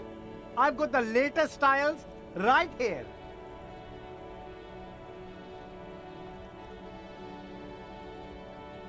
Abort. These are hideous. What's more, they don't even fit your face. Damn, officer! You look like... They're perfect for concealing your bloodshot and baggy eyes. It's going to be very difficult for anyone to take you seriously with these. No, you are definitely not buying those. Are you sure? But they look so good on you! These are all boring. Boring third-rate ho-hum sunglasses made... These are all first-rate sunglasses. Premium design, super material, very cool.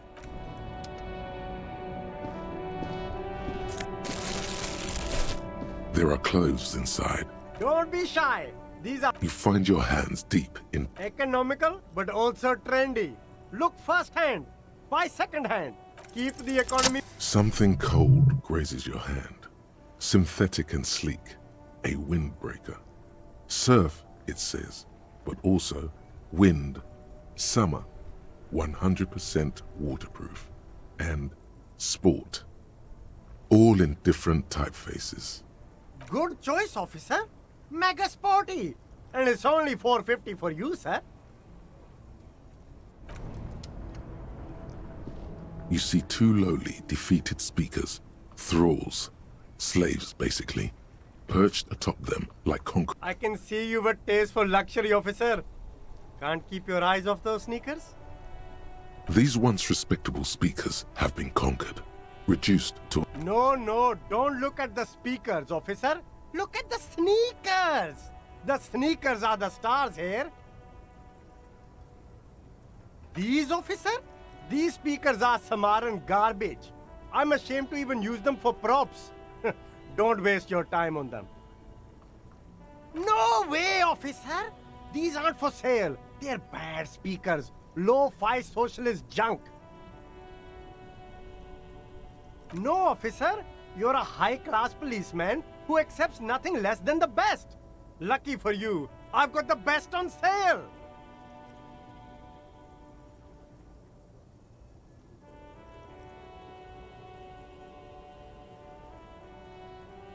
Well, if you want them... But see, they are the pedestal for my sneakers. If I let go of the speakers, where will the sneakers go? I can't leave premium lifestyle sneakers on the ground. If, on the other hand, you wanted to buy the sneakers too, I could maybe throw in the speakers for little extra. 50 cents? Damn, so you have to buy the sneakers first. A pair of Faun Ultras. The design is impossibly sleek and simple. Those sneakers, mister. Those sneakers are the latest Faun sneakers. Super Air, super fine, super cool. Only 50 real. Only? That's madness.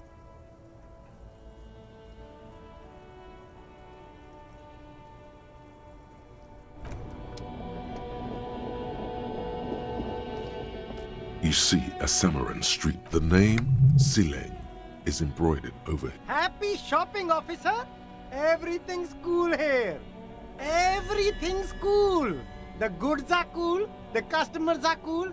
The place is cool. And one more thing, officer, you're very cool. Bang, bang, bang, bang.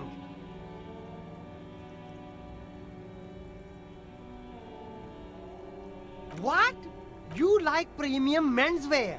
Don't be distracted by the flattery and funny man act. Questions.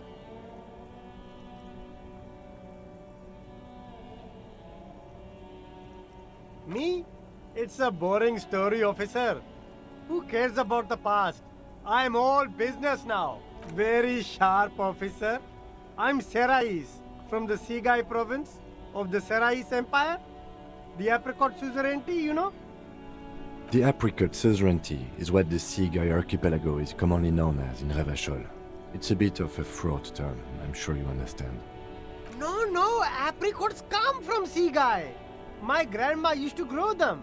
But Sigai is a shithole. That's why I came to Revachol. Here's much better for an independent entrepreneur. Less laws. Speaking of, why not support an independent local entrepreneur? I send half my profits back to my grandma in Sigai. only the coolest goods in Revachol. I've got sneakers, speakers, extremely comfy pants too. Try them on right here. No shame, only freedom. No need for discounts at ceilings, officer. Everything's already on sale. But did he first mark them up 100%, just so that he could put them on sale?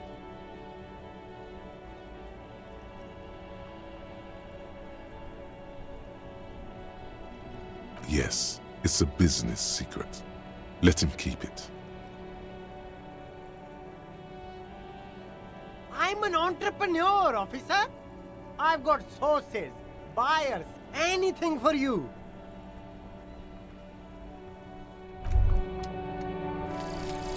Advanced race theory. Everything is calm in the eye of the race storm. Your mind is lucid and bright. The mind-bending phylogenetics appear more distant and, to be fair, a little ridiculous. The great race mystery has cleared up. All that's left to do is verbalize your thoughts. Go and talk to Measurehead about your newly found insights.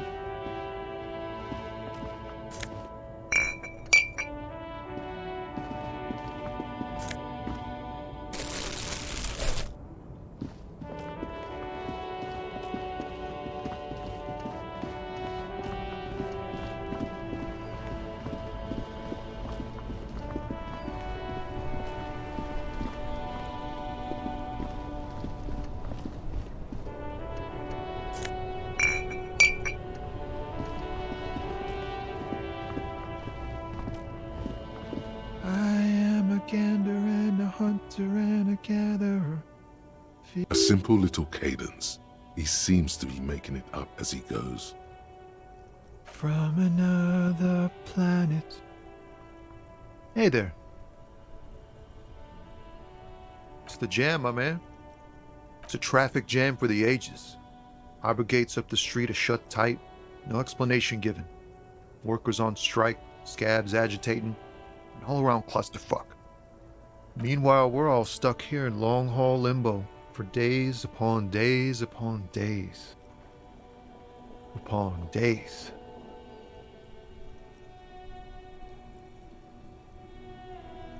Feels like forever. Like I was born on this here roundabout and this was all I ever knew. Just me and the metal and the tires, the oil and the fumes and mazout. Yeah, imagine. It's been a whole week already. So tell me, what do you need? Huh? Oh, the bosses, man.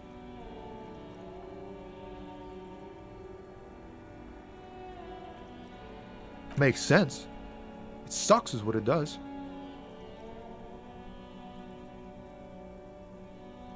It's like, whatever's going on over at the docks. Workers got a blockade set up, making demands, no way in or out. Some pretty wild stuff, I hear. Like a giant new power crane in half the company? I forget what exactly. Good on them, I guess. I've heard talk there's a company rep in town too. Like a strike negotiator type. They'd know what's up. Precise demands and so on. Ah, yes. from the Wild Pines. We'll meet her soon enough, I'm sure. They want to keep that money flowing in, my man. Ka-ching. Anything else? Yeah, this ain't really my area of expertise. I just do my job and get paid. I have things to do and places to be. All of us do. Us lorry drivers. Camionneurs. You still hang around here waiting for this mess to end. Most have scurried off somewhere to get drunk or high. Or laid. Not that I blame them, really. Not my thing. Chasing transient pleasures is a drag these days. I prefer the examined life now. Thinking, reflecting, observing. What's better than chasing transient pleasures? The more transient, the better. When one's ended, you can get onto the next one. Oh, high-grade narcotics, illegal firearms, stuff like that.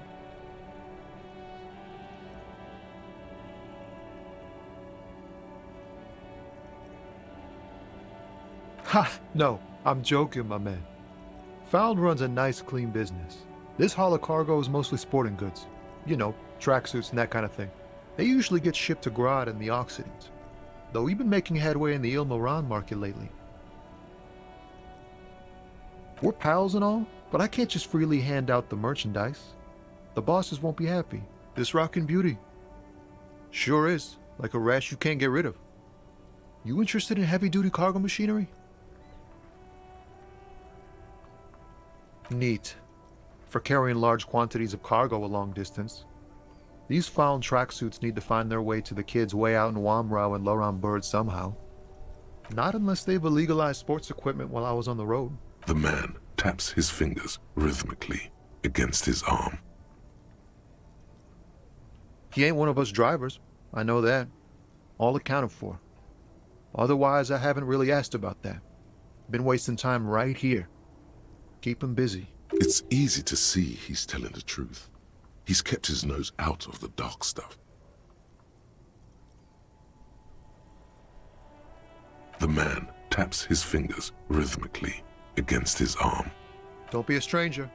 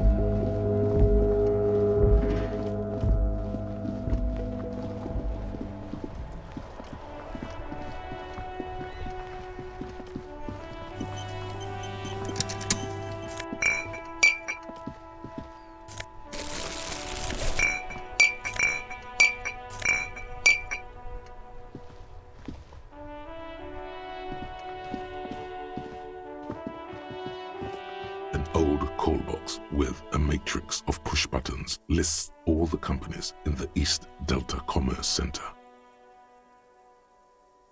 This button looks new, but someone has removed the name card. Huh. This button looks new. It's probably not connected yet.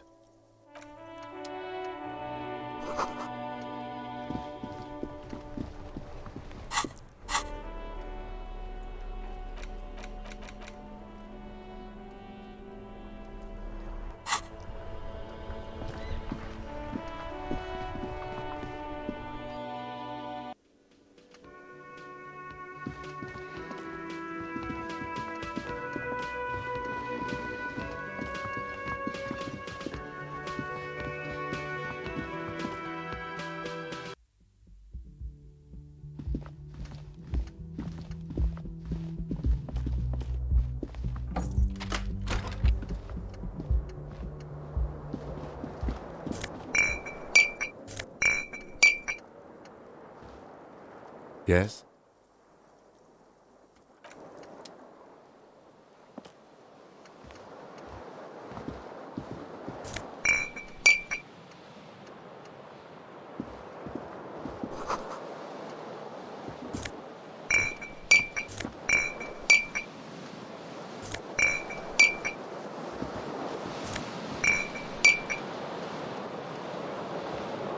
Yes?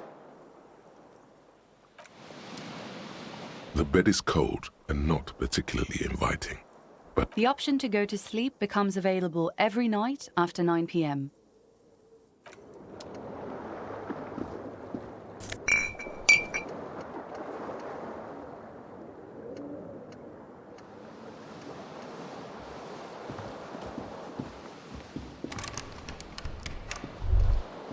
Kim also tries not to look at the pile of taped viscera on the carpet, or the weird suitcase on the hat rack, or the potted plant dying in the corner.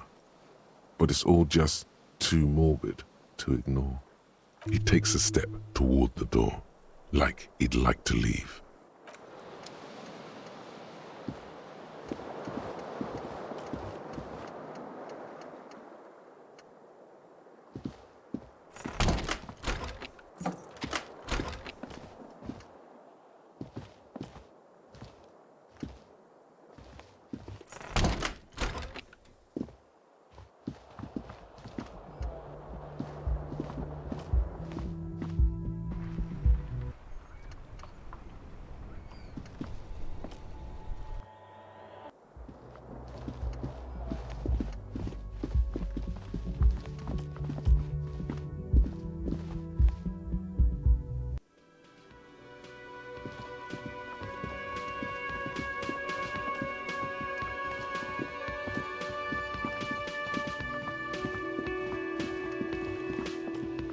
Hello, sweetie. Wait, who's Sweetie?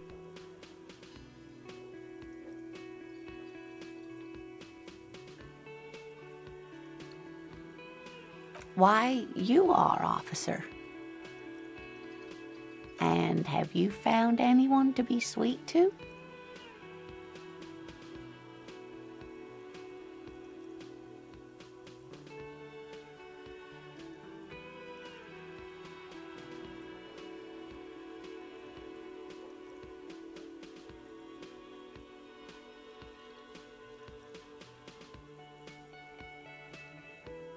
You rascal.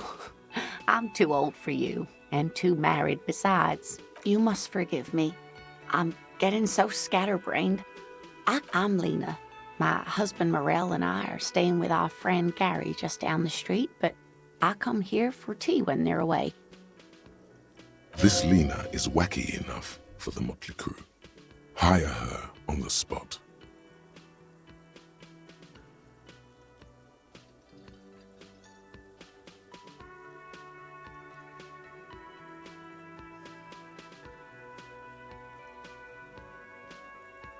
Oh, sweetie, I heard your conversation with the manager about your financial troubles. When do you get your next paycheck?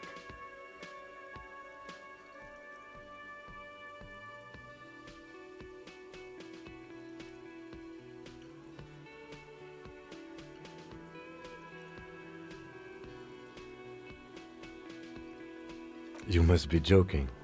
Although our pay does sometimes feel like a joke.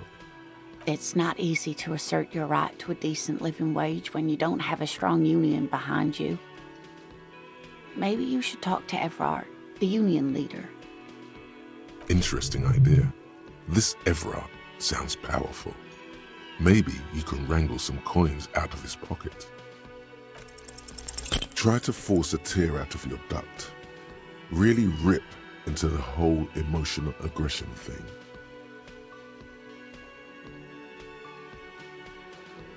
Officer, get a hold of yourself, please. Sweetie, I'm sorry, but I think you need more help than I can give you. Oh, no, I'm so sorry I don't have money for you. Of course.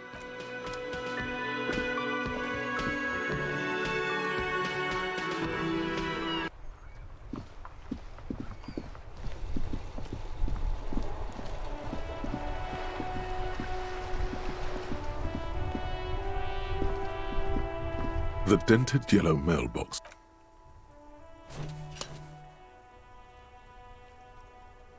The box seems happy.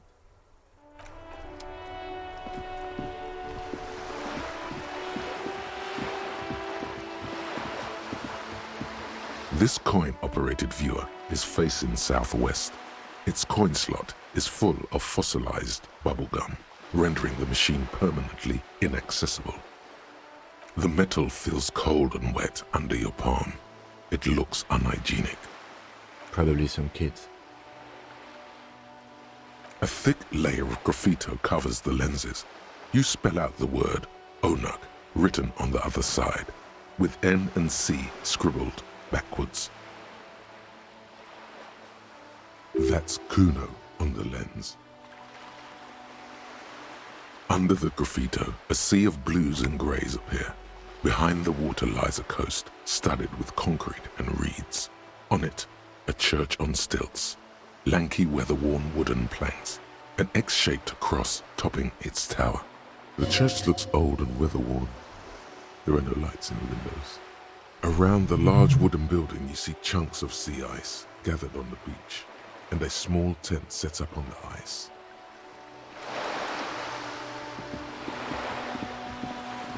This coin-operated viewer is facing south. The instruction manual says to insert 25 centimes and pull the handle while looking inside. Then use the focus knob to zoom in if necessary. Why place a tourist attraction in the middle of such poverty? There was a revitalization project in 49. A design studio tried restoring Martinez to its pre-war glory. It didn't stick. They got as far as the street lamps and the statue on that intersection. Then something went sour. I suspect that something was Evrard Clare, the union leader. He muscled them out. It's how it usually goes around here. The lieutenant adjusts his collar. It's frisky outside.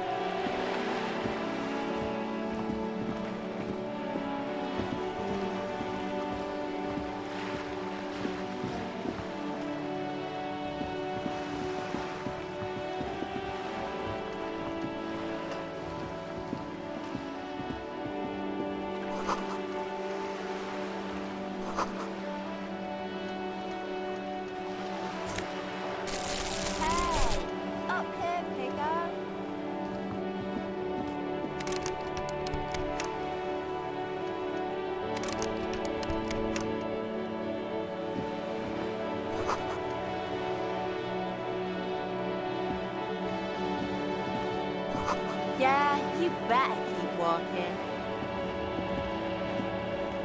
The streets will flow red once more. A great torrent rushing down Rue de Esperance. You wait and see. The streets will not flow red with anything. Who are you? I'm Cindy the fucking Skull. What else do you want to know? Date of birth, blood type, the last time I was tested for Hep C.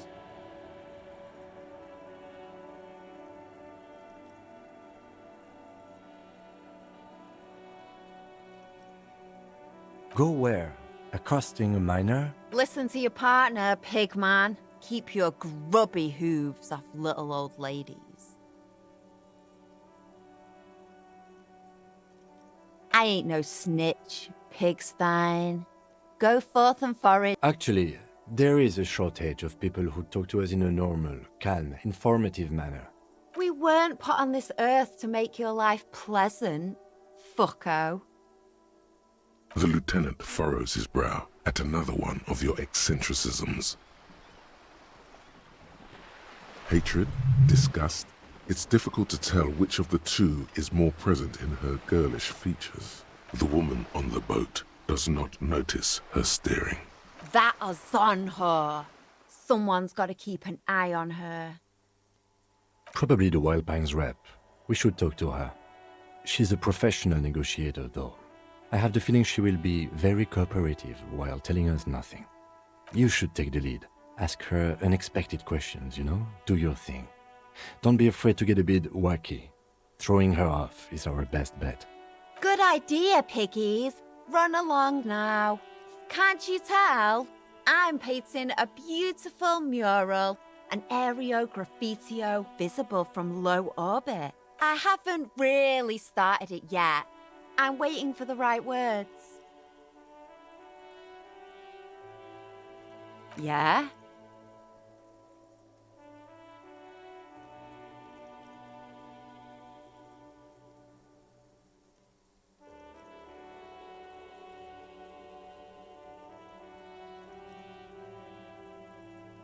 Lying is cool, I guess. Watch your back, ungulate.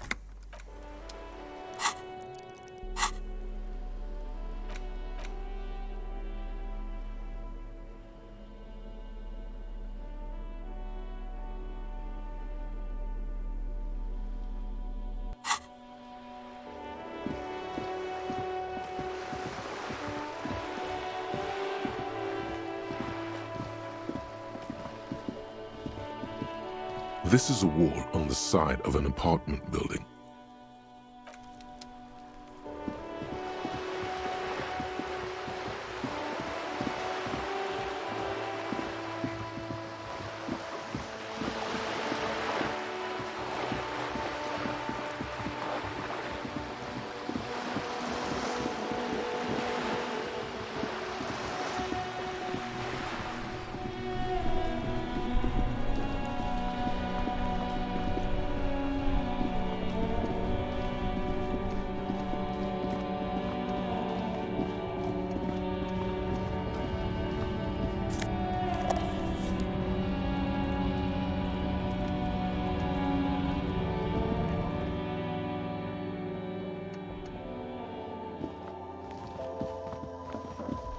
The tear machine stands in the corner.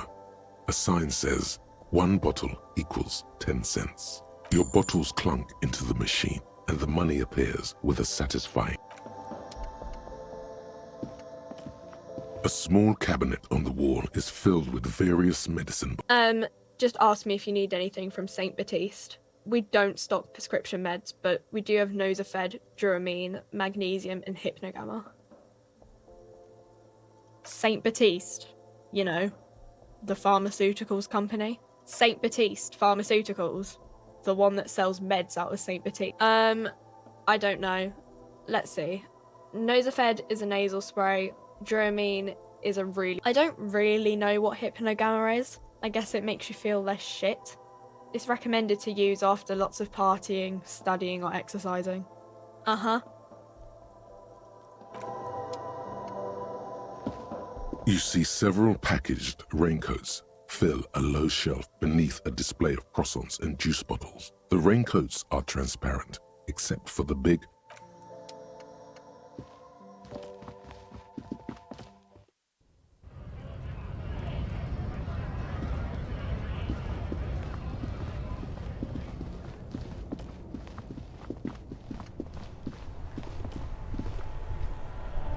You're back. We don't see a lot of police around here. That, of course. What can I help you with? Me? I am just a gardener. I am pleased to meet you too, officer. Of course. Where to? No problem. Of course. Her gloves. You get the feeling that you need them. You have a dead body to deal with after all. Sure, keep them. I have another pair.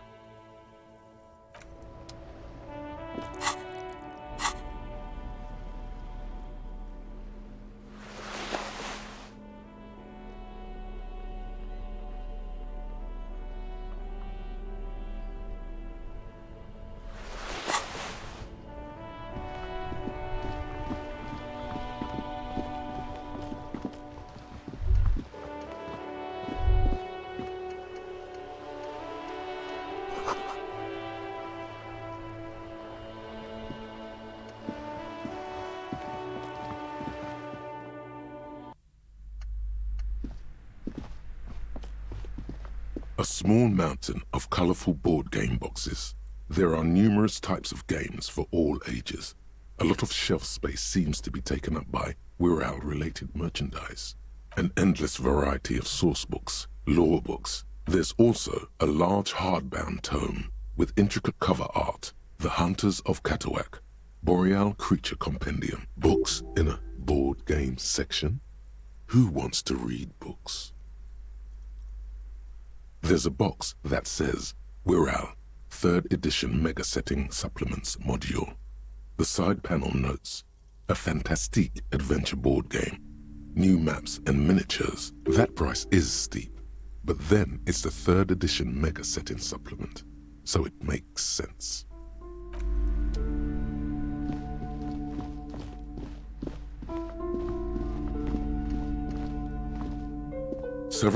The maps look old and faded. Always good to be informed of your surroundings. You've acquired an interactable item. The plaque on the shelf reads, Biographies of Famous People. Browsing through all the books with all their names, suddenly, a particularly odd title catches your eye. High Speed Love. Next to Irv's life story, you see a slim biography of an Occidental rock star called the Anti-Star.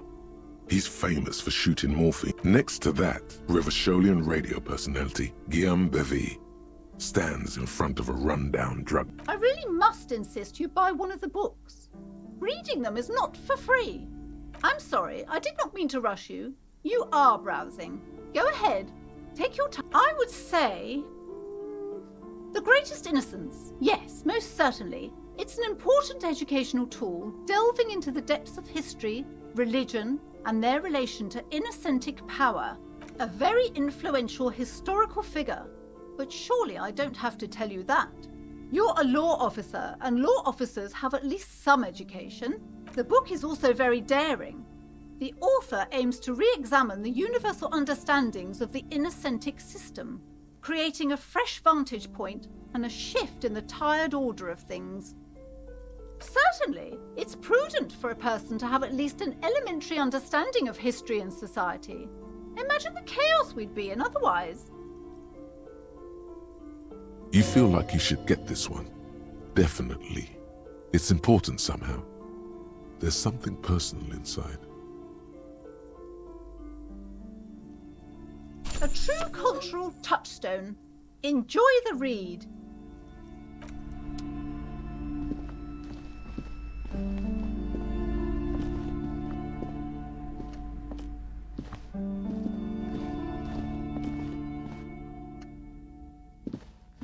You see a tattered set of curtains.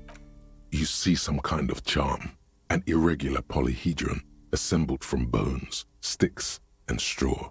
Inside, a disturbing fish head with empty eye sockets stares at you. Aside from poking at it suspiciously, there is nothing else to do with the fish head charm at this time. The curtains remain shut before you.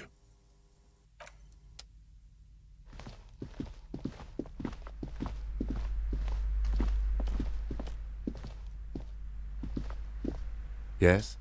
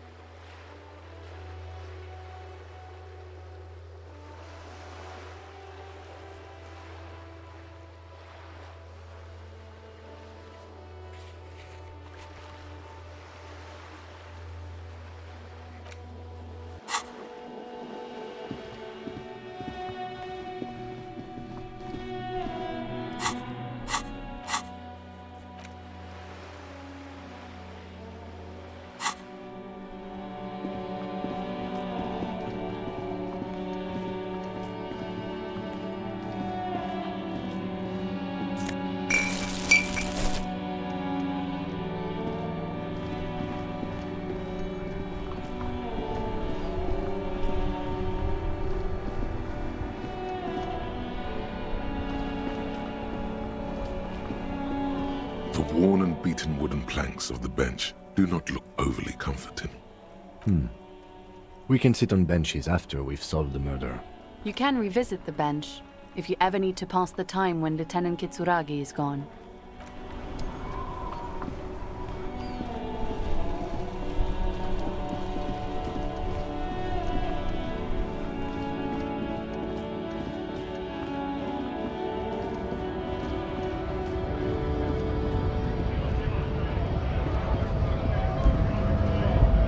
Bastards! We have a right to work! Hold up and stay frosty if... You here to fuck with us? Beat the honest worker down. We're here to fight for a cause. Stripes usually have problems with people who have causes. Good. We're fighting for a cause here. Besides, we're not that different. It helps if people see us talking, cops and strikebreakers together. Shows authorities are on our side. Builds confidence. Rights of people, rights of workers, to have gainful employment, to make a salary, and feed their families. Might be time. Don't let the fat bastards tread on you. I don't trust cops. Maybe you should ask them the questions, like why we're not allowed to make a living here. Shame on you! We have families to feed, you piece of shit. So do we, Scott.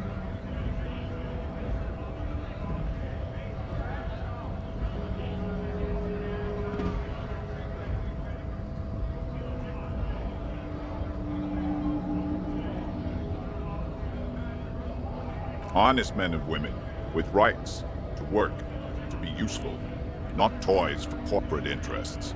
We came here to help the harbor run smoothly in time of crisis. If union fucks don't want work, they ought to let in those who do want work. I have a question. Why do all these men follow your leadership? You think they follow because I'm big and loud? No. They follow the rules of the market, the rules of the economy, because they were given a job to do! Not before you get in there and get your ass whooped. Learn by failure, I always say. He might have some advice, but you got to at least try to fight Measurehead first. Return if you fail.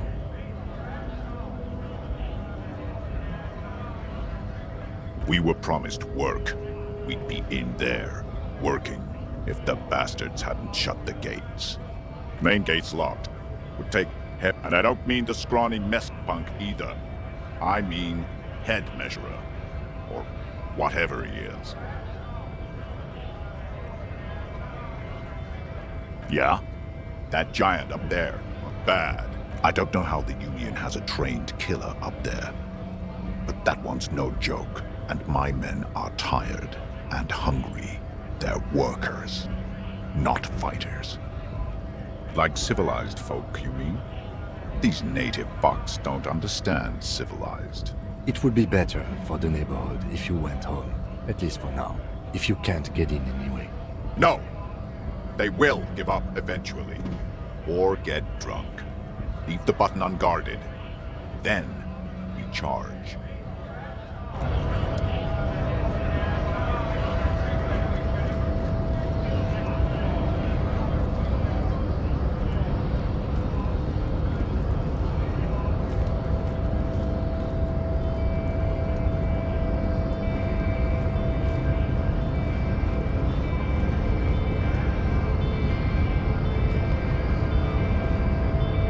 The unpromising race pupil returns.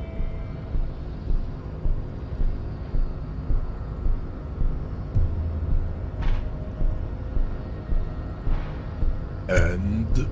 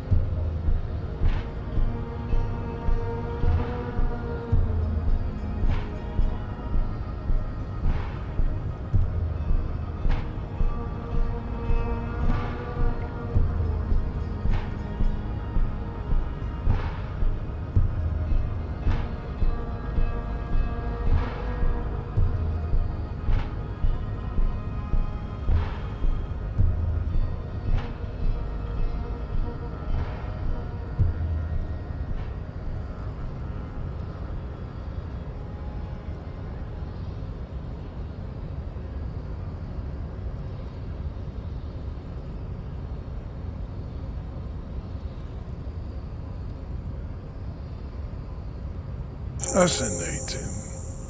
The Revacholian degenerate shows signs of racial self-reflection.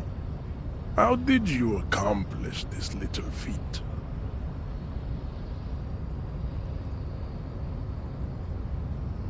So it would seem, Thrall of Rul.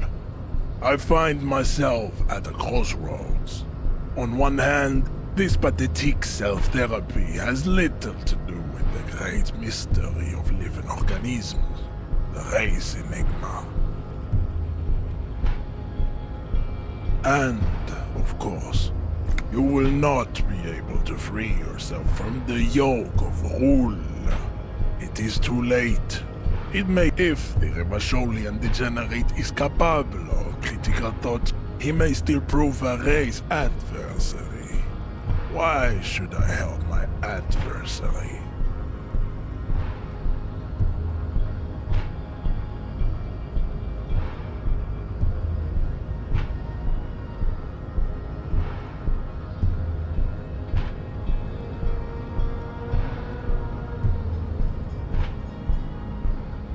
Jean, baby, do the heroic thing. That is not possible. The game of Shahmat you play against the rules tricks is unwinnable. The days, the weeks, the months will wear you out. The Occidental Haplogroup is incapable of long-term lucid thoughts.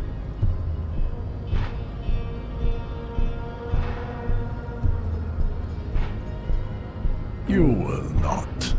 You cannot withstand the wasteland of realite. It's super hard, Jean.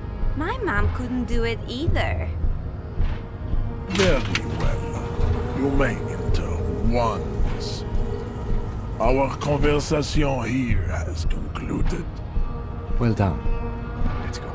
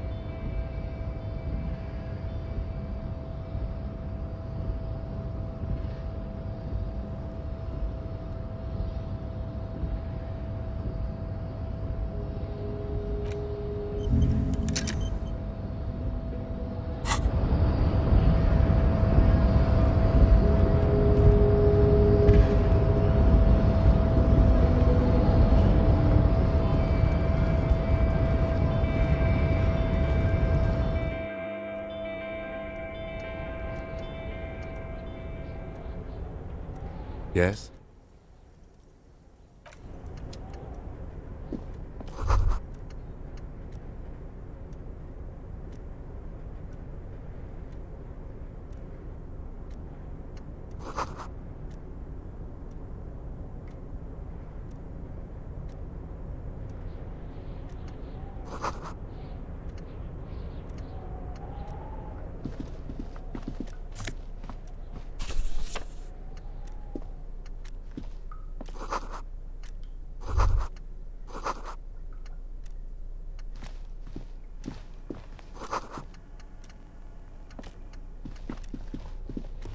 On second glance, someone has forgotten to properly close one of the drawers.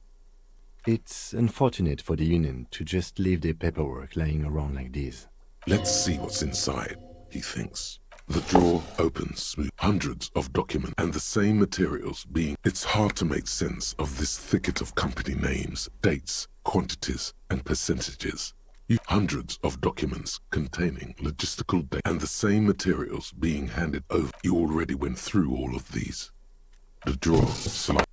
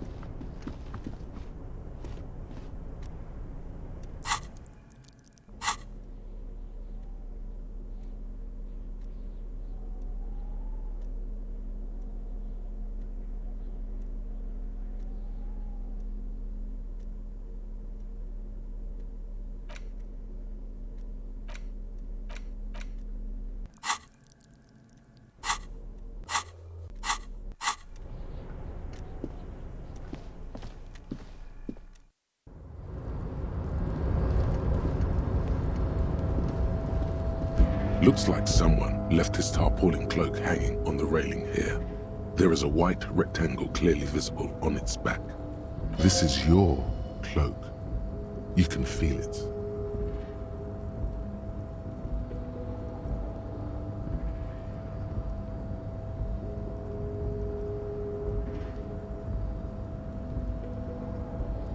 Yes, it does bear the RCM insignia. And we are the only detectives in Martinique. The service cloak issued to you by your station. As your fingers touch the tarpaulin, it almost feels like the cloak wants to deliver a message of comfort through your fingertips. I will shield you from the elements and give my life for yours.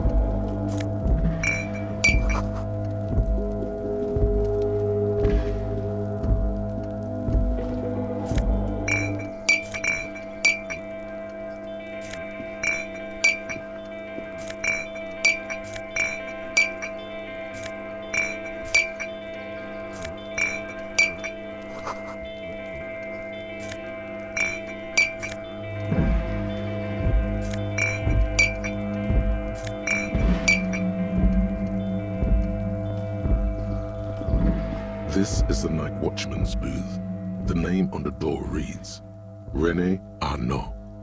Listen, it's okay to take a few minutes to yourself. Sit down and have a breather. If you must. But please hurry. We are pretty easy to spot up here. Nothing incriminating catches your eye. The cabinets are clean and their sparse contents meticulously organized. There's a framed photograph on the table. Let's get going. The entire neighborhood can see us up here.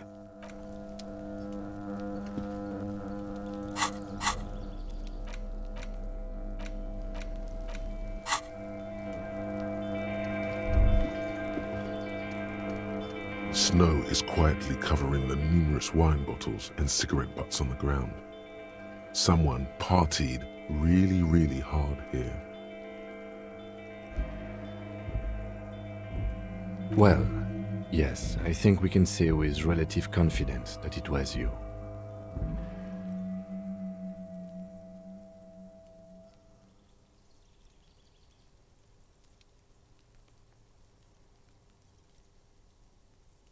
Yes, this looks pretty advanced, all right.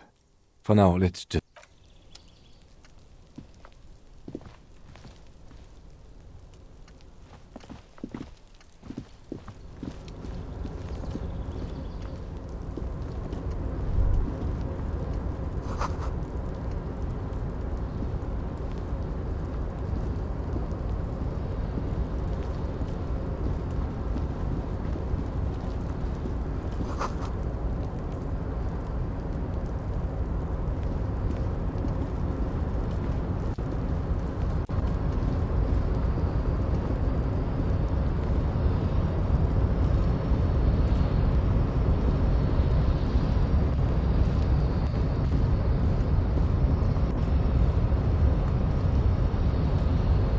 Rusting control panel with several knobs. 2 buttons marked Marche and Arrête are faded with use. It seems to control the large crane above.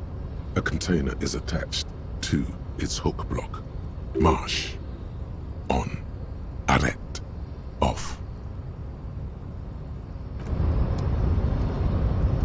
A rusting control panel with several knobs. 2 buttons marked Marche and Arrête. Marche. On. Arrête. Off.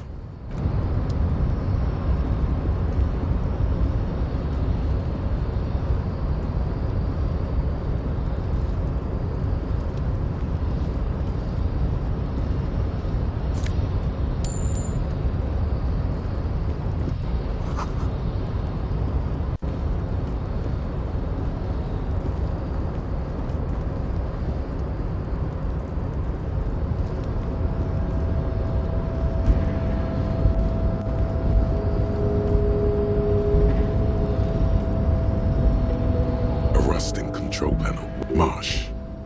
On. The crane stands tall, proud, erect, and still. With a loud grind, the crane shifts overhead, moving a massive metal container through the air.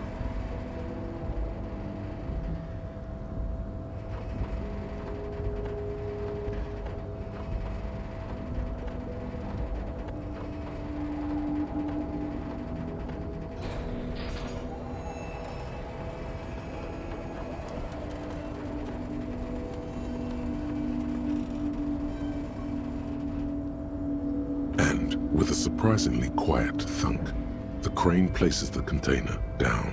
The harbor sleeps as the strike rages in the distance. The crane can rest again, now that its purpose has been fulfilled. Moving this I can't see how that was worth.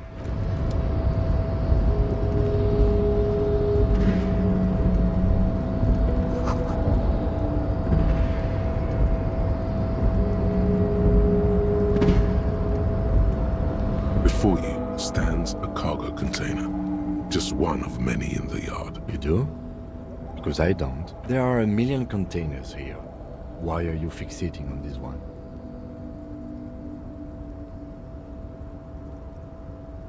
There may very well be, but we are not here to interact with containers. We are here to talk to the Union, right? You attempt to turn that. To your left, the lieutenant considers your actions with some puzzlement. No reply.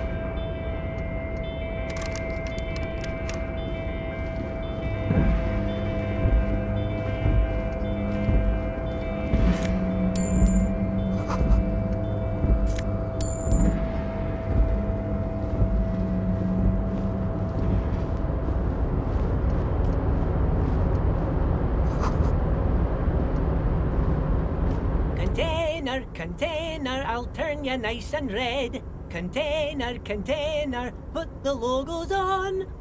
The lyrics to this container song are being made up as he goes along. The accent is so thick, it's impossible not to notice he's Ubi, from the vanishing peninsula of Ubisunt on Muindi. Container, container, used to be Wild Pines. Container, container, now belongs to Everard.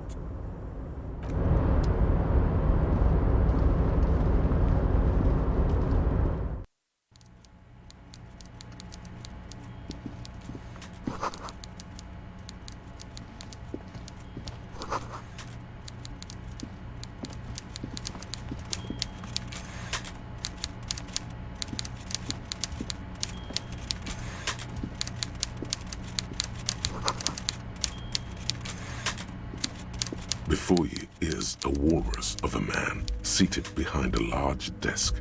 He looks up from his work, not the least bit surprised to see you. With great effort, he straightens himself up in his chair, yet says nothing. He simply stares at you. Welcome, Mr. Dubois, Mr. Kitsuragi. It's good of you two to stop by. Please, have a seat. I'm Everard Clare, head of the Debarders Union here in Martinez. I'd offer you my hand, but unfortunately my health prevents me from getting up. You understand? He looks extremely comfortable. The tiny folding chair, on the other hand, looks like a torture device. You go ahead, detective. Whatever he has in store for you, it can't be good, he thinks. I'll forget about that. What's with this Dubois stuff? You're getting some seriously bad vibes from that name.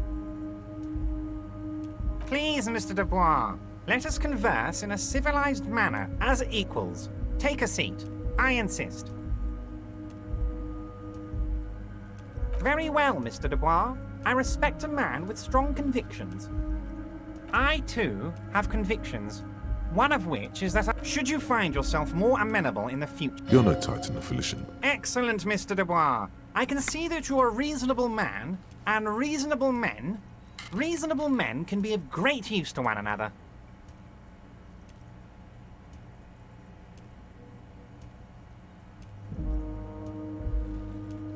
So tell me, how can the head of the Debarders Union help... The chair you're sitting on has got to be the most uncomfortable chair in the world. It's... Oh, by the way, I heard you got a rather rude reception from a certain Lawrence Gart. Some people have... This should take care of that nonsense. It should be sufficient to cover your expenses for a few days and patch over your differences with a cafeteria manager. Go ahead. Wow, that's 25 real. That's good money. You need it.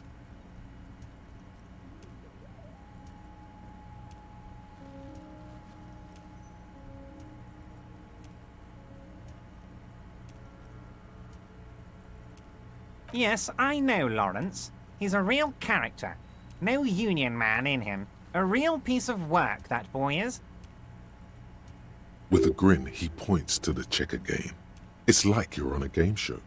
At least don't thank him for it.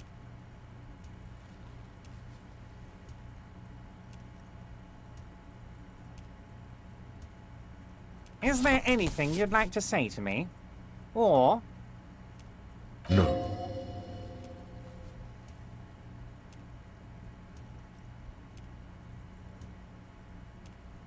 Cool? I wouldn't go that far. I'm sure there are cooler things than delivering a comically oversized novelty check to a cafeteria manager. But now, I'd like to set your mind at ease about one other matter. Your lost gun. Let me assure you, Union people are on it as we speak. I've got my best hounds looking for that lost gun. His slug-like lips move, but all you hear is an echo. Lost gun, lost gun, lost gun. The world is swallowed by a black hole of fear. Only two words escape its gravitational pull. Lost and gun.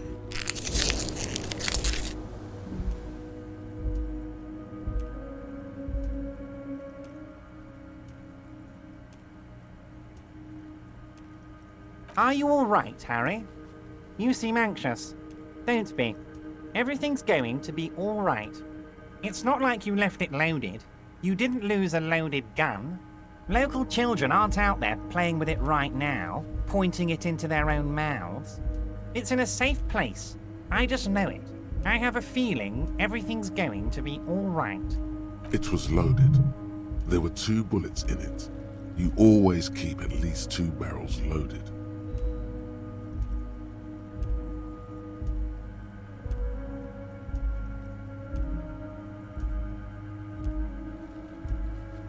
Officer, we will deal with this later. I wouldn't be so sure about that. Officer. I wouldn't be so sure about that. God, you're sweating. Your knee is jerking. You're about to cry, aren't you? You want to cry? God, you're weak. Mr. Dubois, you... What is this, Mr. Dubois? He keeps repeating.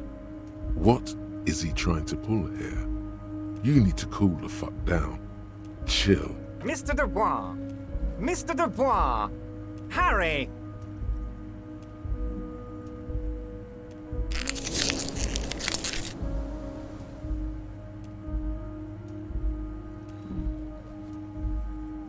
Mr. Dubois, are you okay? Can I get you a glass? Maybe you could use your hands somehow. In a kind of throw-in motion. Like you're throwing that Mr. Dubois act right back at him. He's Mr. Dubois.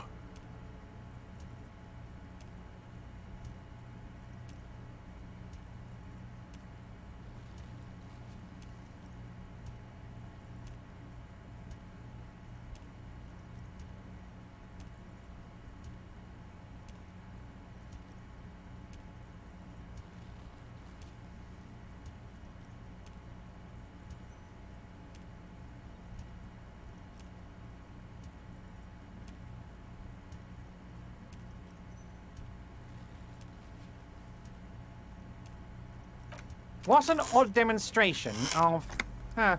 you got me, Harry. I don't even know what. Okay, enough. We are here to ask... Quick, here's your window. Get yourself together. It is about time to stop embarrassing yourself. Questions will help you regain some of your lost dignity.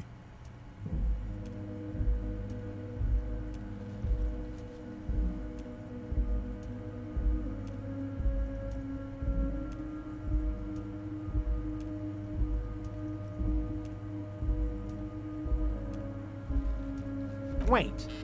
You need this to get in and out through the gate.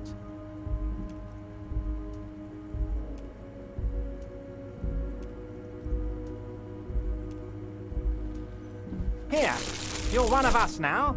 A real red and white...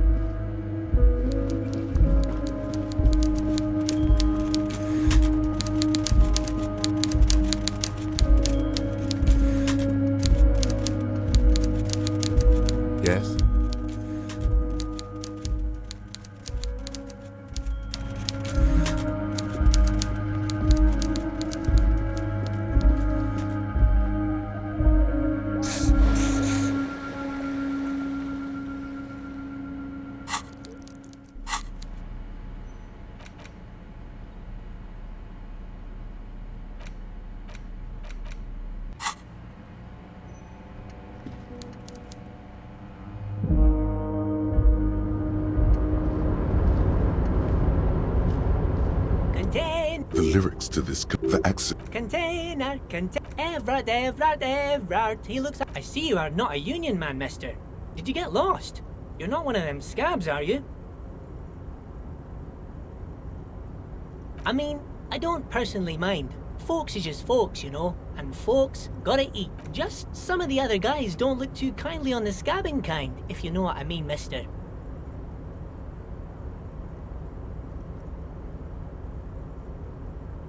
Oh, I'm just making some covers for them containers here. Yes, I am. So it's easier for the crane operators to spot them.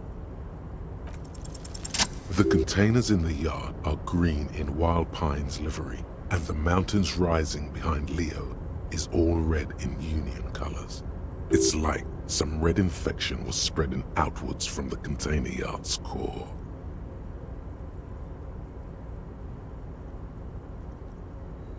No, not really. Mr. Everett doesn't tell me all the big things. Says I go and tell them to everyone. Yes, they are hiding it from the inside. All the red containers have the Debarders Union logo on them. Oh, no trouble at all, mister. No trouble at all. Oh, most of the guys are down at the gates, keeping the scabs from coming in. We're on a strike. The whole union is. You don't have to work when you're on strike. Ha! We haven't worked for 2 months now. So no one is working? Not everyone is down there, of course. Mr. Everard is in his office, where he always is, and Jean-Luc is guarding the gate. But Titus and his boys got into some drunken trouble and Everard sent them on a nice vacation, for a week or so. Oh, I'm not really supposed to talk about that. That's union business. Him and his boys stirred up something in town. Probably drank too much and got into a fight or something. I heard Mr. Everett telling them to take some time off.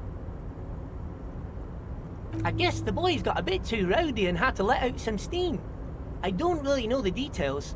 Well, that's just how boys are, you know. I haven't been in a fight since I was in middle school. Easy, Leo. Let's keep this on the hearties.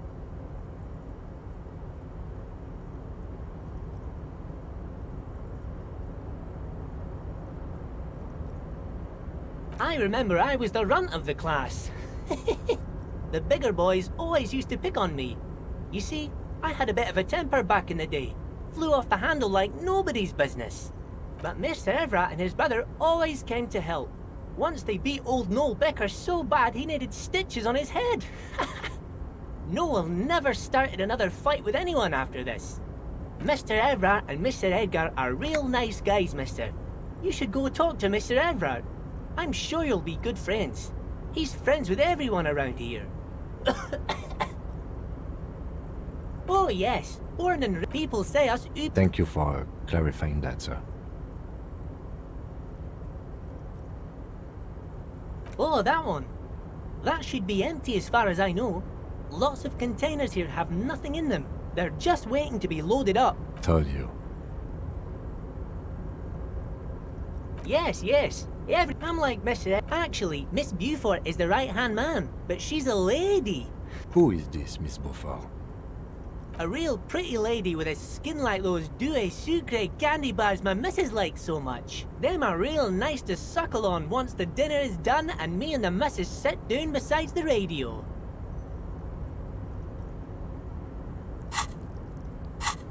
But I can't listen to the radio all the time. There's so much to do around here and I'm always busy keeping things running here.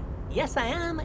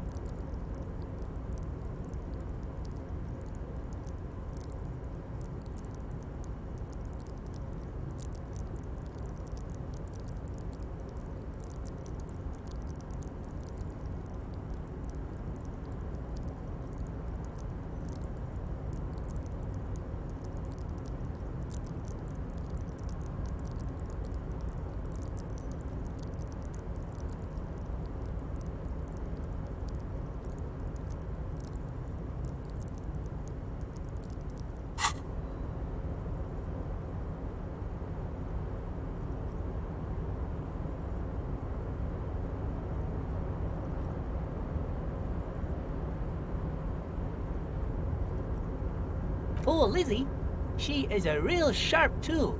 Mr. Everett put her through some fancy school and everything, east of the river. 4 years she was gone, and when she came back, she was all fancy and lawyerly. But she's a real nice girl. Grew up in this here neighborhood, knows everybody and gets along with everyone. Real pillar of the community one day, I'm sure. If me missus and me was to have a child, I'd be real happy if she turned out like her. Dr. Lemaitre said so, and she knows about such things. Been a doctor for almost 50 years, she has. So Everard trained a lawyer named Miss Beaufort. Interesting. Yes, this place really seems to run like clockwork. Keep it up, Leo. Well, thanks a lot. Coming from you, it means a lot, really. Sometimes I feel some of the guys don't really get how much I bust my ass for them here. But you guys are alright. Bye-bye now.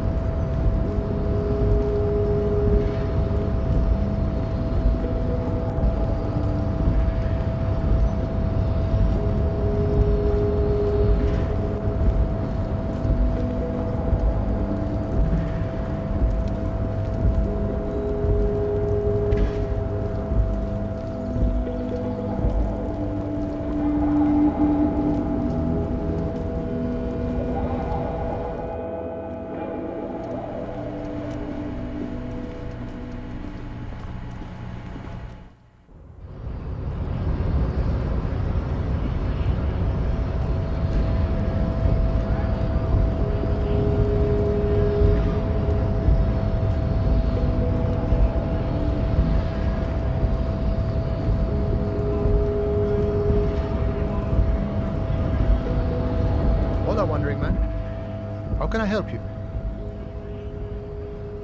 You know, serious. He's a chatty guy. Wants to talk about the strike. Return once you've met the union boss. Murder, huh? That sounds like a lot of hard work. You'd never see me investigating a murder.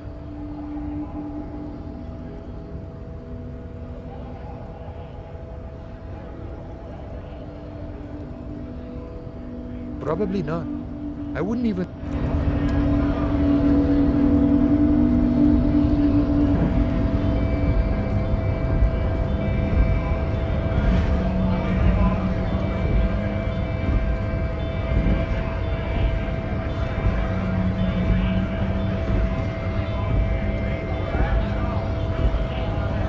Right to work!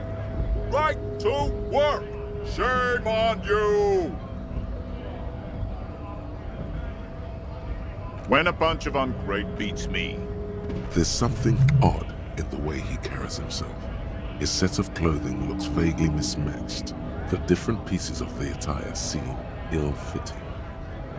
His shirt is far too small and an unpleasantly tight fit, while the overalls, held up by a belt, seem to fit a man with much more corpulence.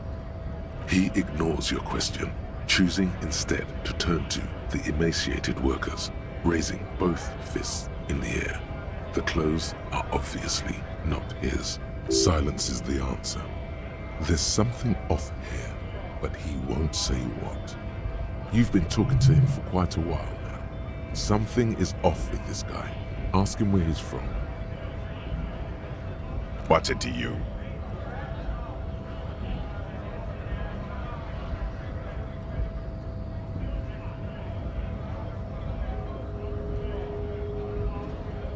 Big mess caused by union greed. But I only fight for the rights of people. The man has turned his attention elsewhere. He shakes his fist slowly while observing you from the corner of his eye.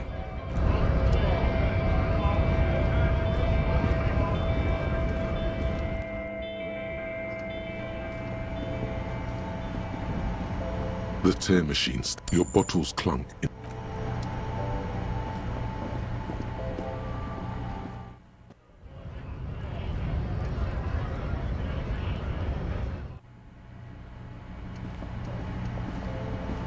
A small cabinet on the wall is filled with various medicine bottles, nasal sprays, and blister packs. They all bear the Saint Baptiste Pharmaceutics logo.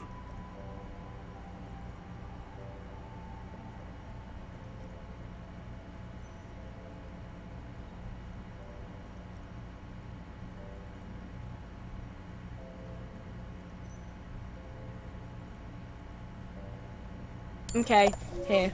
I hope Saint Baptiste makes you feel better or something.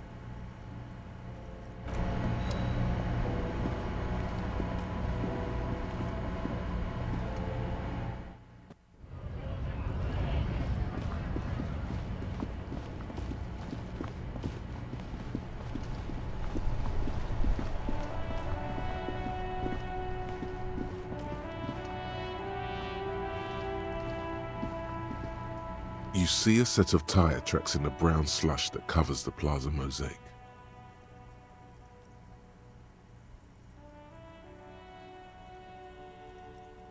Hard to say. Your vision is blurred and you're having difficulty concentrating thanks to your relentless hangover. Cop habit. This isn't case related, you think.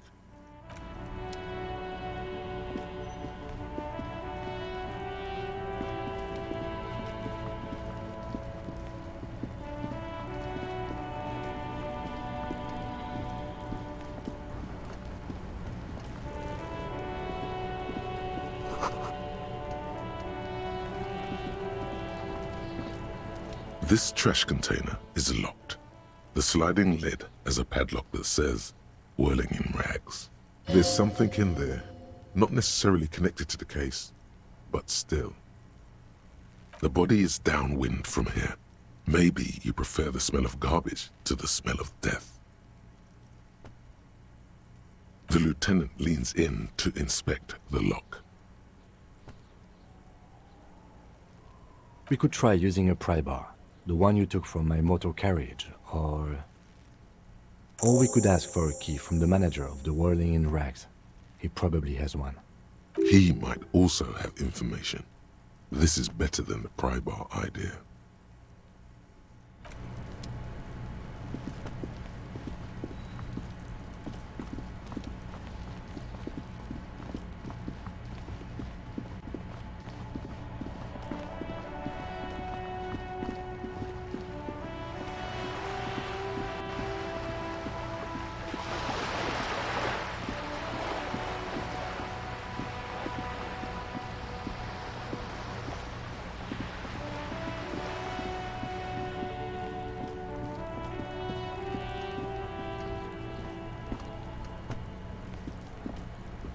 Trying to sneak up on me? Come to slit my throat in my sleep? Logic error. She's... Pig's come to take me out! Trying to snuff me out!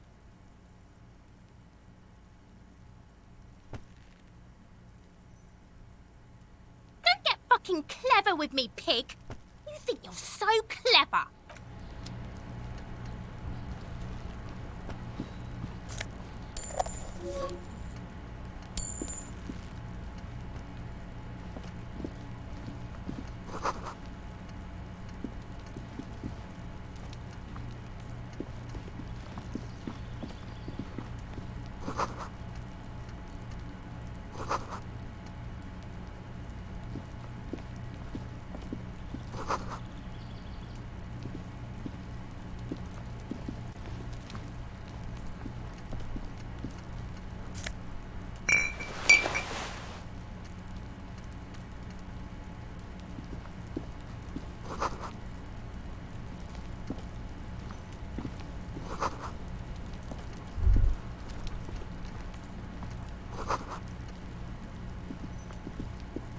Yes?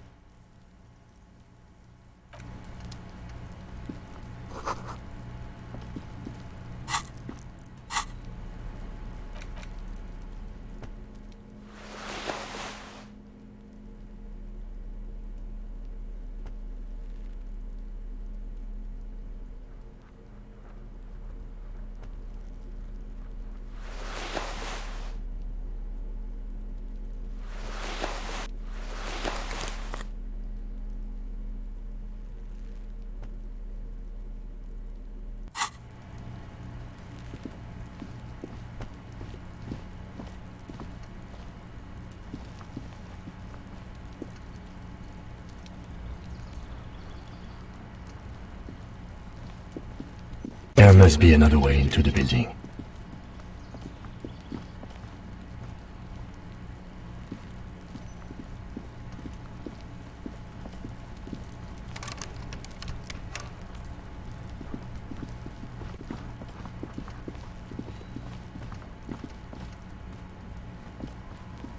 Trying to sneak up on...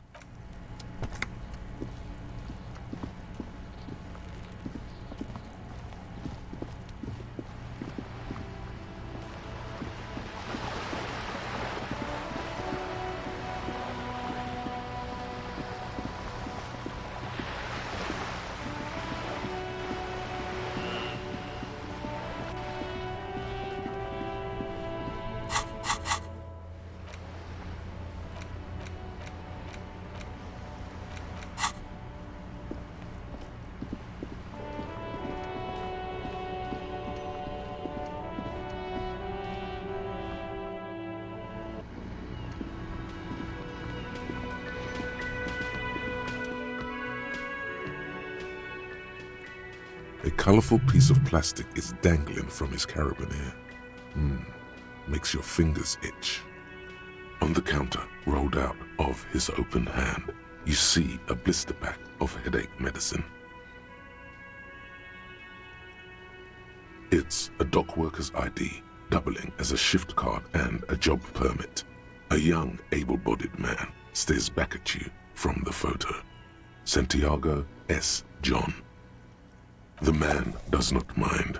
You probably need them more than he does. You've just picked up some magnesium. This item is stored in the bottom left corner of the screen above your character portrait. Use magnesium to heal your morale if you have morale damage.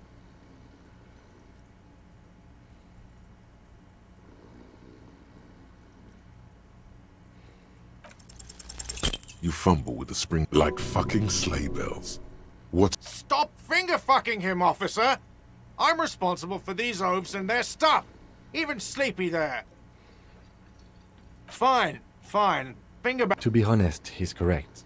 Police. It was just an idea. Come.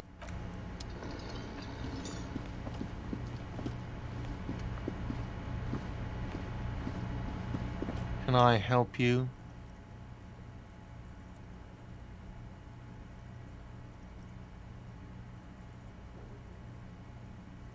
Yes, have you got it? A lot. A lot. For the room, drinks, and broken window, 130 rate. You must be joking, right?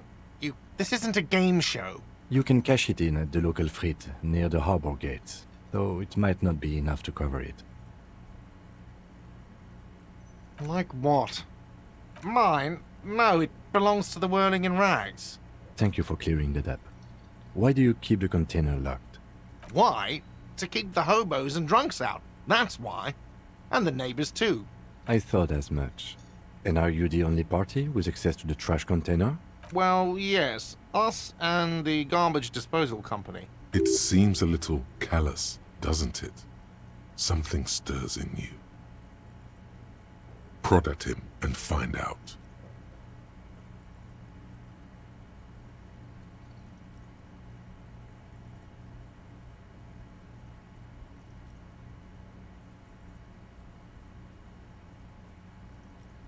Yes. Sir, I'm sorry the RCM is having financial trouble, but it's not this establishment's problem. Callous? What are you, Kras Mazov? Almost all establishments in Revachol keep their trash locked. The Whirling in Rags is not special in that regard. Krasmazov, nom de guerre, was an economist and a historical materialist. He was a leading figure on the Graz side of the Centennial Revolution, where he headed the Nine-Day Government. Mazov is considered the father of scientific communism, Mazovian thought, or Mazovianism. He killed himself. No one was implying you were, officer. Where were we? What do you need them for? It concerns the case. Please cooperate. Just bring them back once you're done, please.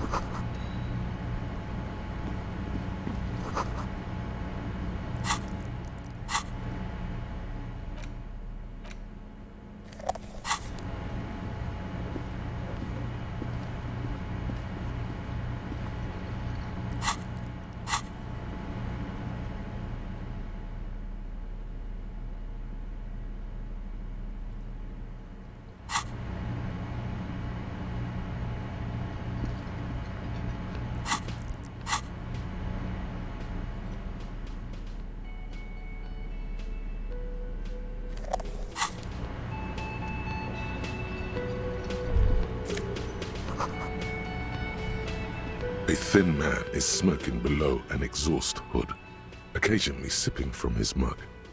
This must be the Whirling's cook. As you step in, he nods toward the table and says something in a completely foreign language.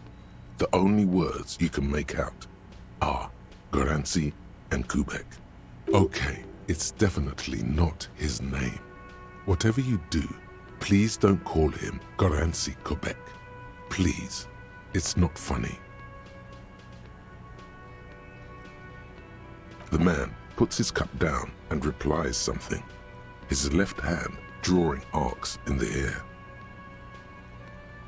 He smiles and bangs his ladle against each of his pots in turn. It's almost like music, especially with the sounds of assorted dishes boiling and simmering on the stove.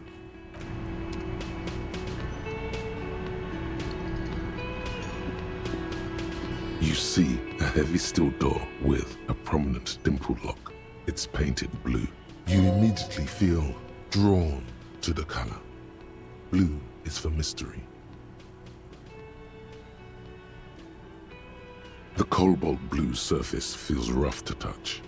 The stainless steel door is flush with its frame on every side. Old cobalt paint, rough on the fingers. 40, 50 years since this was painted, maybe. You do? It's a door in the back of the kitchen. Why do you care where it leads?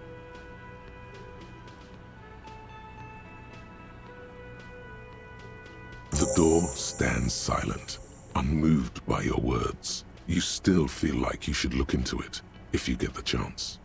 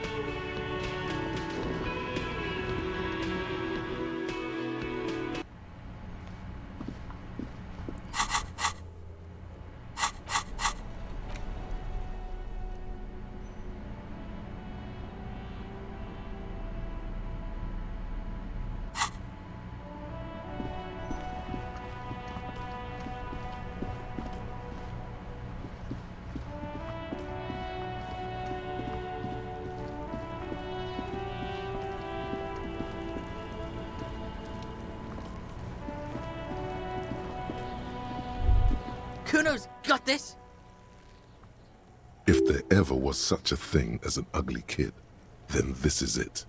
He's almost exquisite in his ugliness, like a gremlin. Oh yeah, Nappa Gumpy, Kuno!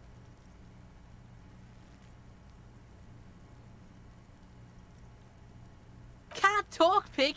Shit's coming up strong! Shit coming up strong. That sounds good. Joyous. You should hang out with this kid and see what that juicy shit is all about. I mean drugs. The kid's on drugs. Yeah, Kuno! Ride the lightning, Kuno! Kuno's riding it, see? The rake, Kuno! You should throw the rake at him, Kuno! The fuck does Kuno know what a rake is? Kuno's not a gardener.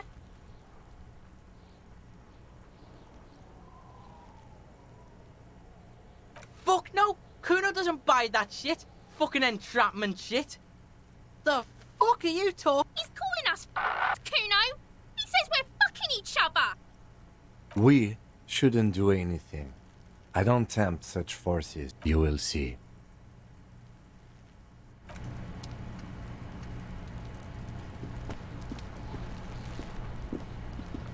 There are several footprints in the mud, left by work boots. Anywhere from 6 to 12 pairs have walked here. What do you think you are? A super detective? You're hungover.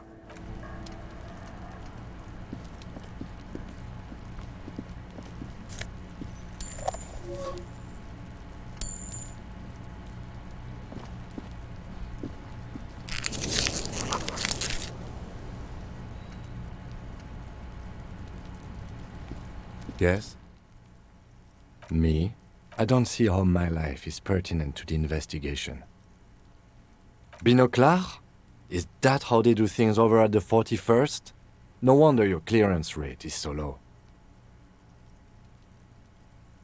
Excuse me?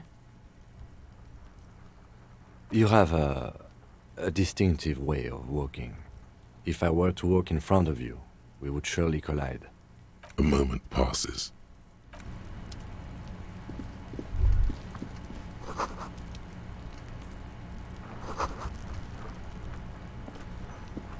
The corpse looks at you with bulging white eyes. The face around them does not look human. It's swollen and ready to burst. His lips are fish-like and his tongue like a ball gag in his... You seem to be holding your breath. A cargo belt twists his neck at an unnatural angle. The body below appears stiff. It's letting out an ungodly rot. The smell seeps in even through your clenched nostrils. Active decay. It's okay to throw up, officer. No one is... He's about to blow. Cop's gonna blow, Kuno.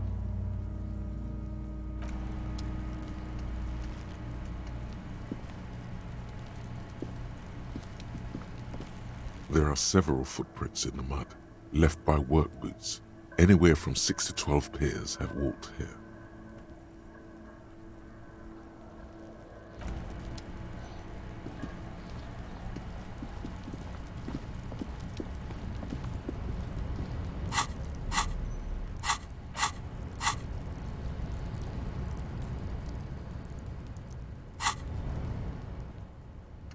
An inconspicuous pile of the roofing material, Eternite. It's nothing. Someone just left some roofing material slanted against an old shack.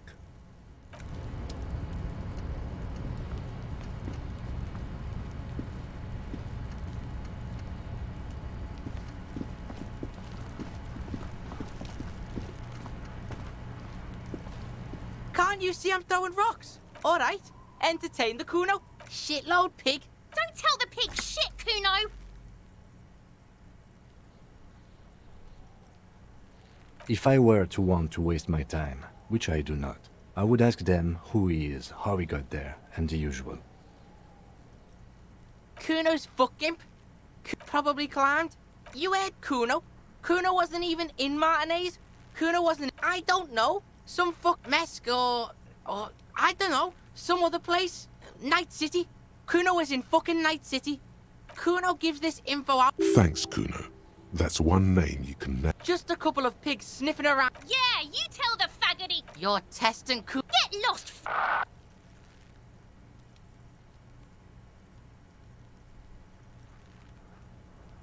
Right, pig. This is where Kuno plays with his little wooden choo-choo. Fuck do you want with it? That's just some shit roofing gimps left behind. Was there something here you were supposed to pick up on? As soon as it crosses your mind, the thought is gone.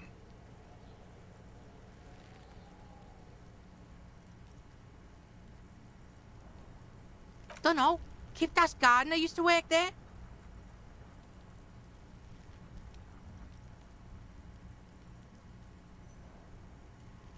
Look, Kuno doesn't Yeah, her. What was she doing in the greenhouse in March anyway? What kind of gardening is done in March?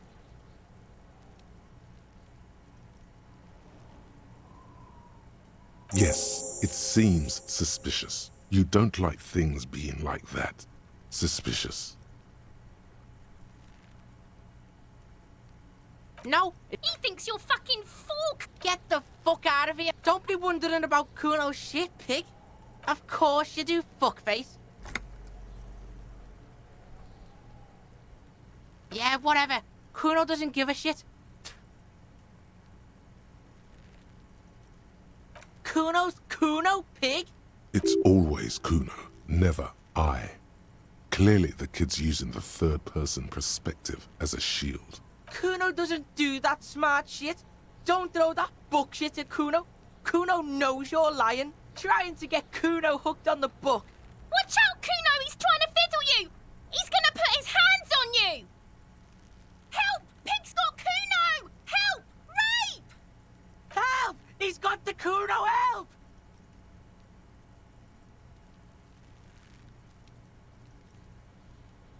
Help! He's escalate! Pigs in there in Kuno! So How did we get here? How did this happen? This makes no sense. They may... Look, I know you. Relax.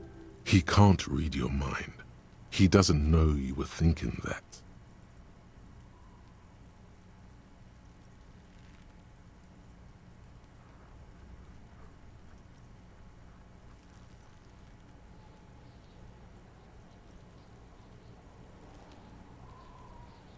I know what you thought. I'm gonna fuck that Kuno up. I'm gonna shut that. You're nothing. You're a joke to Kuno. Kuno. Kuno turned you into his prison, bitch! You're gonna be in this shit with Kuno! No, you're not. We can just... Bitch, you're gonna be in this shit with Kuno forever! Okay. Kuno is kind to his bitch. Ask your questions, but remember, this changes shit. Click, click, click, click!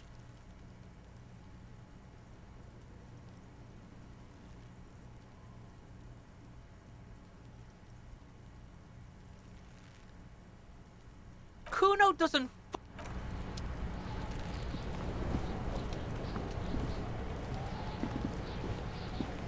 This trash container is locked.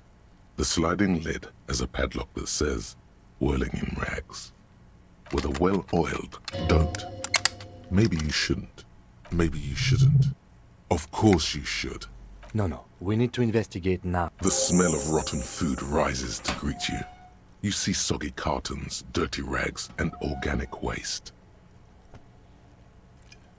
We're just in time. This hasn't been emptied for over a week. The container sounds a muffled gong. We should return later, officer.